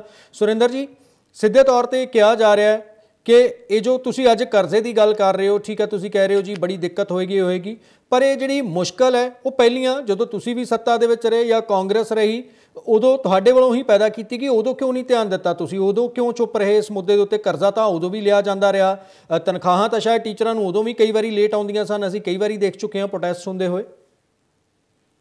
ਦੇਖੋ, ਜਦੋਂ ਕਾਂਗਰਸ ਗਵਰਨਮੈਂਟ ਦੀ ਗੱਲ ਕਰਦੇ ਹਾਂ ਤਾਂ ਕਾਂਗਰਸ ਦਾ ਇੱਕ ਲੰਬਾ ਜਿਹੜਾ ਵਾ ਉਹ ਸਿਸਟਮ ਰਿਹਾ ਵਾ ਔਰ ਕਾਂਗਰਸ ਦਾ ਹੀ ਏਡੇ ਵੱਡੇ ਘੁਟਾਲੇ ਨਿਕਲ ਕੇ ਬਾਹਰ ਆਏ ਨੇ ਔਰ ਉਹ ਘੁਟਾਲੇ ਅਜੇ ਤੱਕ ਵੀ ਜਿਹੜੇ ਨੇ ਉਹ ਮਤਲਬ ਇਸ ਤਰ੍ਹਾਂ ਦੇ ਘੁਟਾਲੇ ਕਿ 2-2 3-3 ਕੰਪਨੀਆਂ ਆਪ ਹੀ ਇੱਕ ਬੰਦੇ ਦੀਆਂ ਬਣ ਜਾਣੀਆਂ ਤੇ ਇੱਕ ਚੋਂ ਪੈਸਾ ਕੱਢ ਕੇ ਦੂਜੇ 'ਚ ਪਾਉਣਾ। ਹੈਰਾਲਡ ਕੇਸ ਜਿਹੜੇ ਨੇ ਉਹ ਬਾਹਰ ਆਏ ਨੇ। ਤੋ ਮੈਂ ਇੱਕ ਚੀਜ਼ ਦੇਖੀ ਆ ਕਿ ਕਾਂਗਰਸ ਦੀ ਗੱਲ ਕਰ ਲਈਏ, ਭਾਜਪਾ ਦੀ ਜਦੋਂ ਅਸੀਂ ਗੱਲ ਕਰਦੇ ਹਾਂ ਤਾਂ ਮੈਨੂੰ ਹਜੇ ਤੱਕ ਕੋਈ ਇਹੋ ਜਿਹਾ ਸੈਗਮੈਂਟ ਨਹੀਂ ਨਜ਼ਰ ਆਇਆ ਹੈਗਾ ਕਿ ਜਿੱਥੇ ਇੰਨੀ ਜ਼ਿਆਦਾ ਦਲਦਲੀ ਕਰਨ ਦੀ ਜਿਹੜੀ ਆ ਉਹ ਰਾਜਨੀਤੀ ਹੋਈ ਹੋਵੇ ਤੇ ਉਸਨੇ ਪੰਜਾਬ ਦੇ ਖਜ਼ਾਨੇ ਨੂੰ ਜਿਹੜਾ ਵਾ ਉਹ ਕਿਤੇ ਮਤਲਬ ਸੱਟ ਮਾਰੀ ਹੋਵੇ। ਤੋ ਜਦੋਂ ਅਕਾਲੀ ਦਲ ਦੀ ਗੱਲ ਕਰਦੇ ਆ ਤਾਂ ਉੱਥੇ ਵੀ ਪਰਿਵਾਰਵਾਦ ਦੀ ਰਾਜਨੀਤੀ ਨੇ ਇਸ ਤਰੀਕੇ ਦੇ ਨਾਲ ਸਿਸਟਮ ਬਣਾਇਆ ਹੋਇਆ ਸੀਗਾ ਕਿ ਅਗਰ ਪਿਤਾ ਮੁੱਖ ਮੰਤਰੀ ਨੇ ਤਾਂ ਪੁੱਤਰ ਜਿਹੜਾ ਵਾ ਉਹ ਡਿਪਟੀ ਮੁੱਖ ਮੰਤਰੀ ਨੇ ਤੇ ਸਾਰੇ ਦਾ ਸਾਰਾ ਰਾਜ ਭਾਗ ਖੁਦ ਹੀ ਚੱਲਦਾ ਪਿਆ ਸੀਗਾ। ਤੇ ਇਹ ਜਿਹੜਾ ਕਾਂਗਰਸ ਦੇ ਵਿੱਚ ਰਿਹਾ ਵਾ ਪਿਛਲੇ 70 ਸਾਲ ਦਾ, ਮੈਂ ਕਹਿੰਦੀ ਆ ਕਿ ਆ ਤਾਂ ਸ਼ੁਕਰ ਹੋਇਆ ਕਿ ਲੋਕਾਂ ਦੇ ਹੱਥਾਂ ਦੇ ਵਿੱਚ ਜਿਹੜਾ ਵਾ ਉਹ ਜ਼ੁਕਰਬਰਗ ਨੇ ਜਿਹੜਾ ਸੋਸ਼ਲ ਮੀਡੀਆ ਦੇ ਦਿੱਤਾ ਤੇ ਲੋਕਾਂ ਨੂੰ ਹਰ ਇੱਕ ਚੀਜ਼ ਤੋਂ ਪਰਦਾ ਚੁੱਕਿਆ ਗਿਆ, ਰਾਜਨੀਤੀ ਦੇ ਹਰ ਸੈਗਮੈਂਟ ਦਾ ਚੁੱਕਿਆ ਗਿਆ। ਲੋਕਾਂ ਨੂੰ ਪਤਾ ਲੱਗਾ ਕਿ ਇਹ ਜਿਹੜੀਆਂ ਉੱਪਰ ਸੱਤਾਧਾਰੀ ਧਿਰਾਂ ਬੈਠੀਆਂ ਹੋਈਆਂ ਨੇ, ਮਤਲਬ ਇੱਕ ਵਾਰੀ ਇੱਕ ਆ ਗਈ, ਦੂਜੀ ਵਾਰੀ ਦੂਜੀ ਆ ਗਈ, ਤਾਂ ਉਸ ਤੋਂ ਪਰੇ ਜਿਹੜੀ ਆ ਰਾਜਨੀਤੀ ਕਿਉਂ ਨਹੀਂ ਇਹਨਾਂ ਪਰਿਵਾਰਾਂ ਦੇ ਵਿੱਚੋਂ ਨਿਕਲ ਪਾ ਰਹੀ। ਤਾਂ ਇਹ ਚੀਜ਼ਾਂ ਜਿਹੜੀਆਂ ਨੇ, ਅੱਜ ਤੁਹਾਡੇ ਮੇਰੇ ਕਹਿਣ ਦੀ ਗੱਲ ਨਹੀਂ ਹੈਗੀ, ਇਹ ਚੀਜ਼ਾਂ ਹਰ ਕਿਸੇ ਦੇ ਹੱਥ ਦੇ ਵਿੱਚ ਨੇ, ਔਰ ਹਰ ਚੀਜ਼ ਜਿਹੜੀ ਆ ਉਹ ਪਰਦਾ ਚੁੱਕ ਕੇ ਸਾਹਮਣੇ ਆ ਚੁੱਕੀ ਆ ਕਿ ਪੰਜਾਬ ਦਾ ਜਿਹੜਾ ਖੋਰਾ ਸੀਗਾ ਉਹ ਕਿਹੜੇ ਢੰਗ ਦੇ ਨਾਲ ਲੱਗਾ ਸੀਗਾ। ਤੇ ਇਹ ਲੋਕ ਜਿਹੜੇ ਨੇ, ਜਿਸ ਤਰ੍ਹਾਂ ਅੱਜ ਨਸ਼ਿਆਂ ਵਾਲੇ ਲੋਕਾਂ ਦੀਆਂ ਜਾਇਦਾਦਾਂ ਜਿਹੜੀਆਂ ਨੇ ਉਹ ਜ਼ਬਤ ਹੋਣ ਦੀ ਗੱਲ ਹੋ ਰਹੀ ਆ, तो ਜਿਹੜੇ ਭ੍ਰਸ਼ਟਾਚਾਰੀ ਨੇ ਵੱਡੇ, ਉਹਨਾਂ ਦੀਆਂ ਵੀ ਜਾਇਦਾਦਾਂ ਜਿਹੜੀਆਂ ਨੇ, ਜਿਹੜੀਆਂ ਇਨਕਮ ਤੋਂ ਜ਼ਿਆਦਾ ਨੇ, ਉਹ ਮੇਰੇ ਖਿਆਲ ਦੇ ਵਿੱਚ ਜ਼ਬਤ ਕਰਕੇ ਜ਼ਰੂਰ ਟੈਗ ਕਰ ਦੇਣੀਆਂ ਚਾਹੀਦੀਆਂ ਨੇ ਖਜ਼ਾਨੇ ਦੇ ਨਾਲ, ਕਿ ਘੱਟੋ ਘੱਟ ਖਜ਼ਾਨਾ ਜਿਹੜਾ ਉਹ ਕਿਸੇ ਢੰਗ ਦੇ ਨਾਲ ਸਾਵਾਂ ਤੇ ਹੋ ਪਾਵੇ। जी जी, इसे गल का जिक्र जो है अज सीएम ने किया, मैं उही पढ़ रहा था, सीएम के वालों इस गल की जिक्र किया गया लोगों सामने कि जोड़े वड्डे भ्रष्टाचारी ने, जिसकी गल रमन जी भी कह रहे हैं कि उन्होंने असीं जेलों डकिया तो बाकी भी बचणगे नहीं। जगमीत जी, सवाल उही रमन जी भी उस गल का जिक्र कर रहे सन कि कंडे जो ने तुहाडे वालों बीजे हुए हैं, ठीक है, अज तुसीं डाटा देई जाओ, जो मर्जी कही जाओ जी, इस तरह के नाल हालात नहीं सुधरने, सानू खजाने नूं सुधारन लई करना पैना, पर उदों क्यों नहीं होया जदों तुसीं खुद सत्ता दे विच सीगे, तुहाडी पार्टी सत्ता दे विच सीगी। कि देखो, मैं एक तुहानू दसां कि आज़ादी तो बाद 75 साल विच पंजाब ते कर्जा चढ़िया 2.5 लाख करोड़ या 3 लाख करोड़ जी, कि ਉਹਦੇ ਅਪਰੋਕਸੀਮੇਟਲੀ ਲਗਾ ਲਓ। ਤਾਂ ਐਤਕੀ ਤੁਸੀਂ ਦੇਖਿਓ, ਇਹਨਾਂ 5 ਸਾਲਾਂ ਦੇ ਵਿੱਚ ਹੀ ਜਿੰਨਾ 75 ਸਾਲ ਵਿੱਚ ਸੀ ਉਹਨਾਂ ਡਬਲ ਹੋ ਜਾਣਾ ਹੈ, ਇਹਨਾਂ 5 ਲੱਖ ਕਰੋੜ ਤੱਕ ਪਹੁੰਚਾ ਦੇਣਾ ਹੈ, ਜਿਹੜੇ ਕਹਿੰਦੇ ਸੀ ਕਿ ਅਸੀਂ ਕਰਜ਼ਾ ਮੁਕਤ ਕਰਾਂ। ਅੱਗੇ ਜਿਹੜੀ ਗੱਲ ਕਰਦੇ ਨੇ ਕਾਲੀਆਂ ਭੇਡਾਂ ਵਾਲੀ, ਤਾਂ ਕਾਲੀਆਂ ਭੇਡਾਂ ਲੋਕ ਜਾਣਦੇ ਨੇ, ਲੋਕ ਮੂਰਖ ਨਹੀਂ। ਉਹ ਜਿਹੜਾ ਵਿਜੇ ਸਿੰਗਲਾ ਸੀ ਉਹ ਕਿਸ ਦੀ ਪਾਰਟੀ ਦੀ ਕਾਲੀ ਭੇਡ ਸੀ? ਇਹ ਫਿਰ ਫੌਜਾ ਸਿੰਘ ਸਰਾਰੀ ਜਿਹੜਾ ਪੈਸੇ ਮੰਗਦਾ ਸੀ, ਆਡੀਓ ਕਲਿੱਪ ਵਾਇਰਲ ਹੋਈ ਤੇ ਇਹ ਕਹਿੰਦੇ ਅਸੀਂ ਇਨਵੈਸਟੀਗੇਸ਼ਨ ਉਹਦੀ ਸ਼ੁਰੂ ਕਰ ਦਿੱਤੀ ਹੈ। ਉਸ ਇਨਵੈਸਟੀਗੇਸ਼ਨ ਦਾ ਕੀ ਹੋਇਆ? ਉਹ ਕਿਹੜੀ ਪਾਰਟੀ ਦਾ ਸੀ? ਇਹ ਭੰਡਦੇ ਨੇ ਕਿ 70 ਸਾਲਾਂ ਵਾਲਿਆਂ ਨੇ ਪੰਜਾਬ ਦਾ ਬੇੜਾ ਗਰਕ ਕੀਤਾ ਹੈ। 70 ਸਾਲਾਂ ਵਾਲਿਆਂ ਨੇ ਭਾਈ ਸਾਹਿਬ ਅਗਰ ਬੇੜਾ ਗਰਕ ਕੀਤਾ ਸੀ ਤਾਂ ਤੁਸੀਂ ਉਹਨਾਂ ਨੂੰ ਆਪਣੀ ਪਾਰਟੀ ਵਿੱਚ ਕਿਉਂ ਸ਼ਾਮਲ ਕੀਤਾ? ਤੁਹਾਡੇ ਸਪੀਕਰ ਸਾਹਿਬ ਕੁਲਤਾਰ ਸਿੰਘ ਸੰਧਵਾ, ਜਿਨ੍ਹਾਂ ਦੇ ਦਾਦਾ ਜੀ ਸਾਰੀ ਉਮਰ ਕਾਂਗਰਸ ਪਾਰਟੀ ਵਿੱਚ ਰਹੇ ਤੇ ਰਾਸ਼ਟਰਪਤੀ ਰਹੇ, ਉਹਨਾਂ ਨੂੰ ਤੁਸੀਂ ਨਾਲ ਲਿਆ। ਤੁਹਾਡੇ ਅਮਨ ਅਰੋੜਾ ਜਿਹੜੇ ਮੰਤਰੀ ਨੇ, ਉਹਨਾਂ ਦੇ ਪਿਤਾ ਜੀ ਕਾਂਗਰਸ ਦੇ ਸੀਨੀਅਰ ਲੀਡਰ ਰਹੇ ਤੇ ਕਾਂਗਰਸ ਵੱਲੋਂ 2 ਵਾਰ ਐਮਐਲਏ ਰਹੇ, ਤੇ ਅਮਨ ਅਰੋੜਾ ਵੀ ਕਾਂਗਰਸ ਵਿੱਚ ਰਿਹਾ, ਉਹਨਾਂ ਨੂੰ ਨਾਲ ਕਿਉਂ ਲਿਆ? ਕੁਲਦੀਪ ਸਿੰਘ ਧਾਲੀਵਾਲ ਕਾਂਗਰਸ ਵਿੱਚ ਰਹੇ 15 ਸਾਲ, ਟਿਕਟ ਨਹੀਂ ਮਿਲਦੀ ਰਹੀ ਉਹਨਾਂ ਨੂੰ, ਤੇ ਤੁਸੀਂ ਉਹਨਾਂ ਨੂੰ ਸ਼ਾਮਲ ਕਰ ਲਿਆ। ਉਹਨਾਂ ਦੇ ਪਰਿਵਾਰ ਪੁਰਾਣਾ ਪ੍ਰਤਾਪ ਸਿੰਘ ਬਾਜਵਾ ਜੀ ਨਾਲ ਰਿਹਾ। ਸੋ ਇਹ ਗੱਲਾਂ ਕਰਨੀਆਂ ਤੁਹਾਨੂੰ ਸ਼ੋਭਾ ਨਹੀਂ ਦਿੰਦੀਆਂ। ਤੁਹਾਡੇ 40 ਕੈਂਡੀਡੇਟ ਕਾਂਗਰਸ ਵੱਲੋਂ ਹੀ ਗਏ ਸਨ, ਜਿਨ੍ਹਾਂ ਨੂੰ ਤੁਸੀਂ ਵਿਧਾਨ ਸਭਾਵਾਂ ਵਿੱਚ ਟਿਕਟਾਂ ਦਿੱਤੀਆਂ। ਕੁਝ ਸਾਬਕਾ ਐਮਐਲਏ ਸਨ, ਕੁਝ ਟਿਕਟਾਂ ਲੜ ਚੁੱਕੇ ਸਨ। ਸੋ ਇਹ ਗੱਲਾਂ ਕਹਿ ਦੇਣੀਆਂ ਕਿ ਜਿਸ ਤਰ੍ਹਾਂ ਮੈਂ ਸਮਝਦਾ ਨਰਿੰਦਰ ਮੋਦੀ ਜੀ ਅੱਜ ਵੀ ਕਿਸੇ ਗੱਲ ਲਈ ਪਾ ਦਿੰਦੇ ਨੇ ਕਿ ਭਾਈ ਸਾਡੀ ਤਾਂ ਗਲਤੀ ਨਹੀਂ, ਇਹ ਤਾਂ ਨਹਿਰੂ ਜੀ ਦੀ ਗਲਤੀ ਹੈ। Same is the case with them, ਕਿਉਂਕਿ ਇਹ ਉਹਨਾਂ ਦੀ ਬੀ ਟੀਮ ਹੈ। ਇਹ ਹਾਲੇ ਵੀ ਪੁਰਾਣਿਆਂ ਦੀਆਂ ਗਲਤੀਆਂ ਕੱਢੀ ਜਾਂਦੀਆਂ। ਹੁਣ ਮੈਂ ਪੁੱਛਣਾ ਚਾਹੁੰਦਾ, 30,000 ਕਰੋੜ ਦਾ ਕਰਜ਼ਾ ਅਸੀਂ ਲਿਆ ਹੈ, पर ठीक है जगमीत जी गल की जाए, जगमीत जी गल की जाए कि उन्हां उस कर्जे नूं, ठीक है, अतवाद के टाइम दे विच ओह कर्जा जो है लिया गया सीगा, मैं जानदा अतवाद के टाइम दे विच शायद ओह कर्जा लिया गया सीगा, तां क्यों जदों सेंटर दे विच भावें कांग्रेस दी सरकार सीगी या बीजेपी दी सरकार भी सीगी, उस कर्जे दे उत्ते लकीर फेरन दी कोशिश कोई कीती गई? ਕਰਜ਼ਾ ਜਿਹੜਾ ਲਿਆ ਜਾਂਦਾ ਸੀ, ਖਾਸ ਕਰਕੇ 10 ਸਾਲ ਜਦੋਂ ਅਕਾਲੀ ਦਲ ਦੀ ਸਰਕਾਰ ਸੀ, doctor Manmohan Singh prime minister ਸਨ, ਤਾਂ ਬਾਦਲ ਸਾਹਿਬ ਬੁੱਕੇ ਦੇ ਕੇ ਲੱਖਾਂ ਕਰੋੜਾਂ ਦੇ ਪ੍ਰੋਜੈਕਟ ਲੈ ਆਉਂਦੇ ਸਨ, ਤੇ ਬੀਜੇਪੀ ਇਹਨਾਂ ਦੀ ਭਾਈਵਾਲ ਉਹ ਪ੍ਰੋਜੈਕਟ ਯੂਜ਼ ਕਿੱਥੇ ਕਰਦੇ ਸਨ? ਮੁਫਤਖੋਰੀ ਤੇ। ਇਹ ਆਟਾ ਦਾਲ ਦੀਆਂ ਸਕੀਮਾਂ ਸ਼ੁਰੂ ਕਰਨੀਆਂ, ਕਿਸਾਨਾਂ ਦੇ ਬਿਜਲੀ, ਚਲੋ ਮਾਫੀ ਹੋਣੀ ਚਾਹੀਦੀ ਹੈ, ਜਨਤਾ ਨੂੰ ਸਹੂਲਤ ਮਿਲਣੀ ਚਾਹੀਦੀ ਹੈ, ਬਟ ਅਸੀਂ ਉੱਥੋਂ ਪ੍ਰੋਡਕਟਿਵ ਕੀ ਲੈ ਕੇ ਆਂਦਾ? ਜਿਵੇਂ ਅੱਜ ਦੀ ਤਰੀਕ ਵਿੱਚ 2,30,000 ਕਰੋੜ ਦੀ ਸਾਡੀ ਇਨਵੈਸਟਮੈਂਟ ਬਾਹਰ ਉੱਤਰ ਪ੍ਰਦੇਸ਼ ਚਲੀ ਗਈ। ਉਹ ਇੰਡਸਟਰੀਅਲਿਸਟ ਲੁਧਿਆਣੇ ਵਾਲੇ ਕਹਿੰਦੇ ਕਿ ਪੰਜਾਬ ਦੀ ਕੋਈ ਇੰਡਸਟਰੀ ਨੀਤੀ ਨਹੀਂ ਹੈ, 3 ਮਹੀਨੇ ਹੋ ਗਏ ਇਹਨਾਂ ਦੀ ਨੀਤੀ ਨੂੰ ਐਕਸਪਾਇਰ ਹੋਏ ਤੇ ਕੋਈ ਜਵਾਬਦੇਹੀ ਨਹੀਂ ਹੈ। ਸੀਐਮ ਸਾਹਿਬ ਮਿਲਦੇ ਨਹੀਂ, ਕਦੀ ਗੁਜਰਾਤ ਕਦੀ ਹਿਮਾਚਲ ਚਲੇ ਜਾਂਦੇ ਨੇ, ਤੇ ਲਾਅ ਐਂਡ ਆਰਡਰ ਦੀ ਬਦਹਾਲੀ ਹੈ। ਸੋ ਅਜਿਹੇ ਵਿੱਚ ਅਗਰ ਸਾਡੇ ਪੰਜਾਬ ਦੇ ਇਨਵੈਸਟਰ ਸੀ ਬਾਹਰ ਚਲੇ ਜਾਣਗੇ ਤਾਂ ਸਾਡੀ ਇੱਥੇ ਕਿਸ ਤਰ੍ਹਾਂ ਪ੍ਰੋਡਕਸ਼ਨ ਵਧੇਗੀ, ਇੰਪਲੋਇਮੈਂਟ ਵਧੇਗੀ? ਕਿਉਂਕਿ ਇਕੱਲਾ ਰੋਜ਼ਗਾਰ ਸਰਕਾਰੀ ਚੀਜ਼ਾਂ ਨਹੀਂ, ਸਰਕਾਰੀ ਚ ਨਹੀਂ ਹੈ ਰੋਜ਼ਗਾਰ, ਠੀਕ ਹੈ, ਪ੍ਰਾਈਵੇਟ ਚੀਜ਼ਾਂ ਤੋਂ ਵੀ ਬਹੁਤ ਰੋਜ਼ਗਾਰ ਮਿਲਦਾ, ਜਿਹੜੀਆਂ ਵੱਡੀਆਂ ਕੰਪਨੀਆਂ ਹੁੰਦੀਆਂ ਨੇ। ਸੋ ਇਹ ਕਹਿ ਦੇਣ ਕਿ ਅਸੀਂ ਤੇ ਭਾਈ ਉਧਰ ਕੋਈ ਇੰਡਸਟਰੀ ਨੀਤੀ ਨਹੀਂ ਬਣਾਉਣੀ, ਸਿਰਫ ਲਾਅ ਐਂਡ ਆਰਡਰ ਮੇਨਟੇਨ ਨਹੀਂ ਕਰਨਾ, ਫਿਰੌਤੀਆਂ ਦੀਆਂ ਕਾਲਾਂ ਆਈ ਜਾਣੀਆਂ, ਤਾਂ ਫਿਰ ਪੰਜਾਬ ਦਾ ਬੇੜਾ ਗਰਕ ਆਪੇ ਹੋਏਗਾ। ਤੇ ਮੈਨੂੰ ਇਹ ਹੋਰ ਦੱਸ ਦੇਣ, ਮੈਂ ਜਿਹੜਾ ਪਹਿਲਾਂ ਵੀ ਸਵਾਲ ਕੀਤਾ ਕਿ ਇਹ 30,000 ਕਰੋੜ ਦੀ ਜਿਹੜੀ ਹੈ ਲਿਮਿਟ 50,000 ਕਰੋੜ ਨੂੰ ਟੱਚ ਕਰੋਗੇ ਕਿ ਨਹੀਂ, ਇਹਦੇ ਵਿੱਚ ਵੀ ਸਾਡੀ ਗਲਤੀ ਹੈ ਜਾਂ ਕਿਸ ਦੀ ਗਲਤੀ ਹੈ? 20,000 ਕਰੋੜ ਰੇਤਾ ਵਾਲਾ ਕਿੱਥੇ ਹੈ? 15,000 ਕਰੋੜ ਐਕਸਾਈਜ਼ ਵਾਲਾ ਕਿੱਥੇ ਹੈ? ठीक है, ठीक है। रमन जी तो जवाब ले लेने, रमन जी तो ਤੁਹਾਡੇ ਸਾਰੇ ਸਵਾਲਾਂ ਦਾ ਜਵਾਬ ਲੈ ਲੈਣੇ ਆਪਾਂ। ਰਮਨ ਜੀ ਗੱਲ ਉਹੀ ਕਹੀ ਜਾ ਰਹੀ, ਠੀਕ ਹੈ, ਉਹ ਕਹਿ ਰਹੇ ਨੇ ਕਿ ਅਸੀਂ ਕਰਜ਼ਾ ਲਿਆ, ਗਲਤੀਆਂ ਹੋਈਆਂ ਨੇ ਜਾਂ ਜੋ ਵੀ ਹੈ, ਪਰ ਤੁਸੀਂ ਜੋ ਹੈ ਕਿਉਂ ਇੰਨਾ ਜ਼ਿਆਦਾ ਕਰਜ਼ਾ ਜੋ ਲਿਆ ਜਾ ਰਿਹਾ? ਕਿਉਂਕਿ ਕਿਤੇ ਨਾ ਕਿਤੇ ਉਹ ਕਹਿ ਰਹੇ ਨੇ ਕਿ ਮਿਸਮੈਨੇਜਮੈਂਟ ਜੋ ਹੈ ਉਹ ਨਜ਼ਰ ਆ ਰਹੀ ਹੈ। ਗੁਰਪ੍ਰੀਤ ਜੀ, ਕੋਈ ਮਿਸਮੈਨੇਜਮੈਂਟ ਨਹੀਂ। ਦੇਖੋ ਗੱਲ ਇਹ ਹੁੰਦੀ ਹੈ, ਕੇਂਦਰ ਦੀ ਸਰਕਾਰ ਨੇ ਸੂਬੇ ਦੇ ਹੱਕਾਂ ਲਈ ਜੋ ਉਹਦੀ ਸੁਵਿਧਾ ਬਣਦੀ ਹੈ, ਜੋ ਉਹਦਾ ਪੈਸਾ ਬਣਦਾ ਹੈ, ਉਹ ਸਮੇਂ ਤੇ ਦੇਣਾ ਹੁੰਦਾ ਹੈ।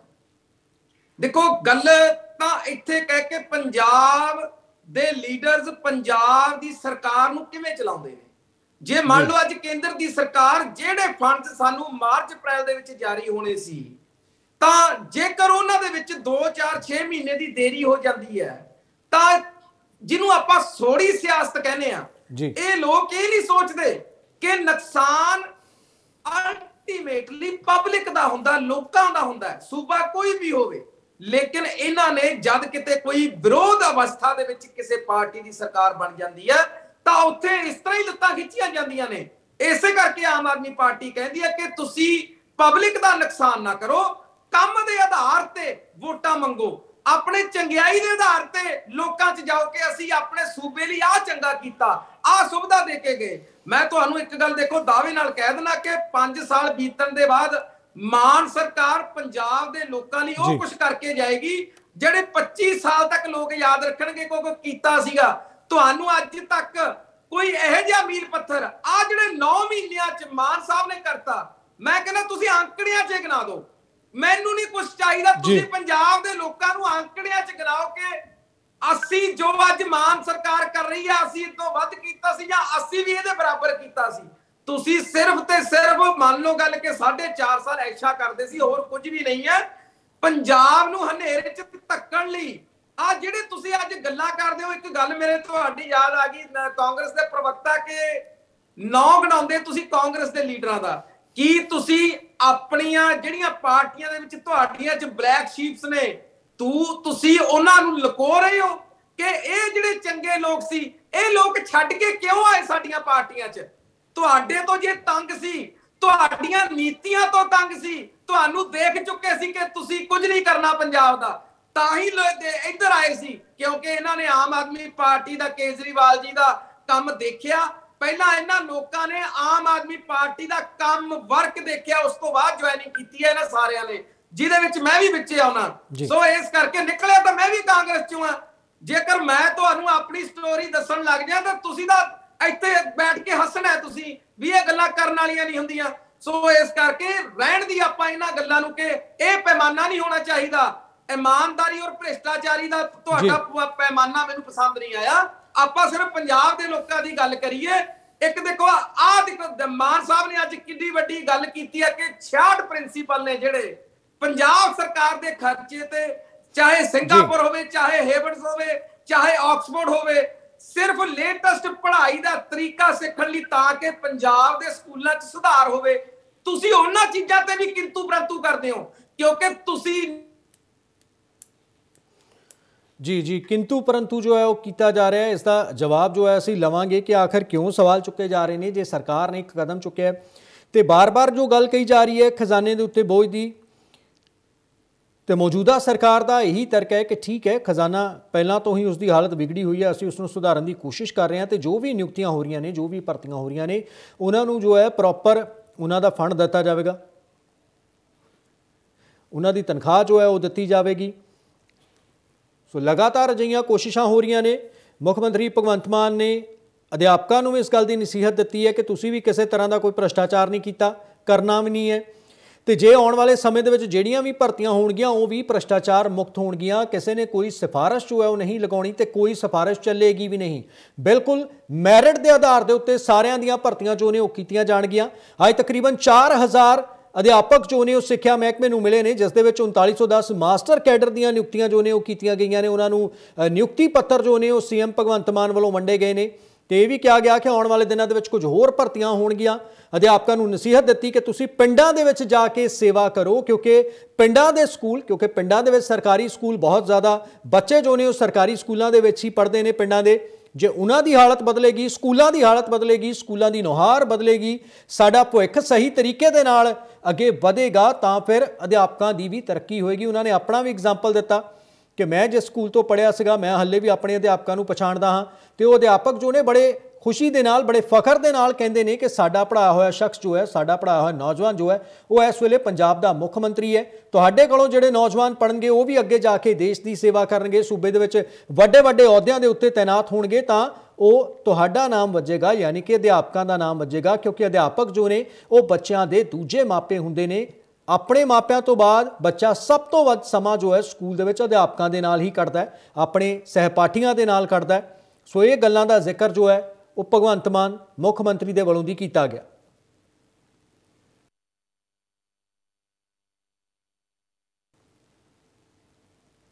ਸੋ ਵਾਰ-ਵਾਰ ਇਹ ਗੱਲਾਂ ਦਾ ਜ਼ਿਕਰ ਉਹਨਾਂ ਨੇ ਕੀਤਾ ਹੈ। ਖਾਸ ਮਹਿਮਾਨ ਸਾਡੇ ਨਾਲ ਜੁੜੇ ਹੋਏ ਨੇ, ਉਹਨਾਂ ਦੇ ਨਾਲ ਅਸੀਂ ਚਰਚਾ ਕਰ ਰਹੇ ਹਾਂ ਕਿ ਕਿਵੇਂ ਜੋ ਹੈ, ਹਾਲਾਂਕਿ ਗੱਲ ਇਹ ਵੀ ਕਹੀ ਜਾ ਰਹੀ ਹੈ, ਜੋ ਵਿਰੋਧੀ ਧਿਰਾਂ ਨੇ ਉਹਨਾਂ ਦਾ ਕਹਿਣਾ ਹੈ ਕਿ ਈਵੈਂਟ ਮੈਨੇਜਮੈਂਟ ਹੈ, ਮਿਸਮੈਨੇਜਮੈਂਟ ਜੋ ਹੈ ਉਹ ਚਲਾਈ ਜਾ ਰਹੀ ਹੈ, ਇਸ ਤਰ੍ਹਾਂ ਦੇ ਨਾਲ ਭਰਤੀਆਂ ਨਹੀਂ ਹੁੰਦੀਆਂ ਕਿਉਂਕਿ ਕਾਫੀ ਸਾਰੀਆਂ ਦਿੱਕਤਾਂ ਨੇ।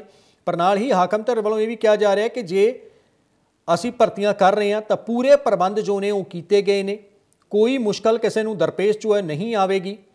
ਸਵਾਲ ਇਹੀ ਹੈ ਕਿ ਆਖਰ ਰੁਜ਼ਗਾਰ ਦਾ ਵਾਅਦਾ ਹਰ ਸਰਕਾਰ ਕਰਦੀ ਹੈ ਚੋਣਾਂ ਆਉਣ ਤੋਂ ਪਹਿਲਾਂ, ਪਰ ਉਹ ਰੁਜ਼ਗਾਰ ਦਿੱਤਾ ਕਦੋਂ ਜਾਂਦਾ ਹੈ? ਉਹ ਦਿੱਤਾ ਜਾਂਦਾ ਆਖਰਲੇ ਸਾਲ ਦੇ ਵਿੱਚ ਜਦੋਂ ਅਗਲੀਆਂ ਚੋਣਾਂ ਆਉਂਦੀਆਂ ਨੇ।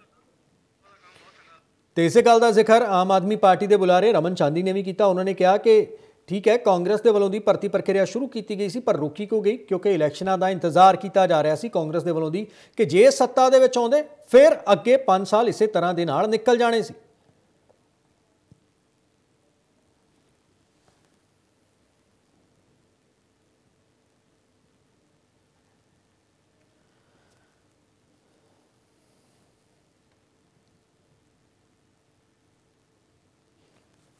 ਸੋ ਸਕੂਲਾਂ ਦੇ ਵਿੱਚ ਇਹ ਭਰਤੀਆਂ ਕੀਤੀਆਂ ਗਈਆਂ ਨੇ ਰੋਜ਼ਗਾਰ ਦੇ ਵੱਲ।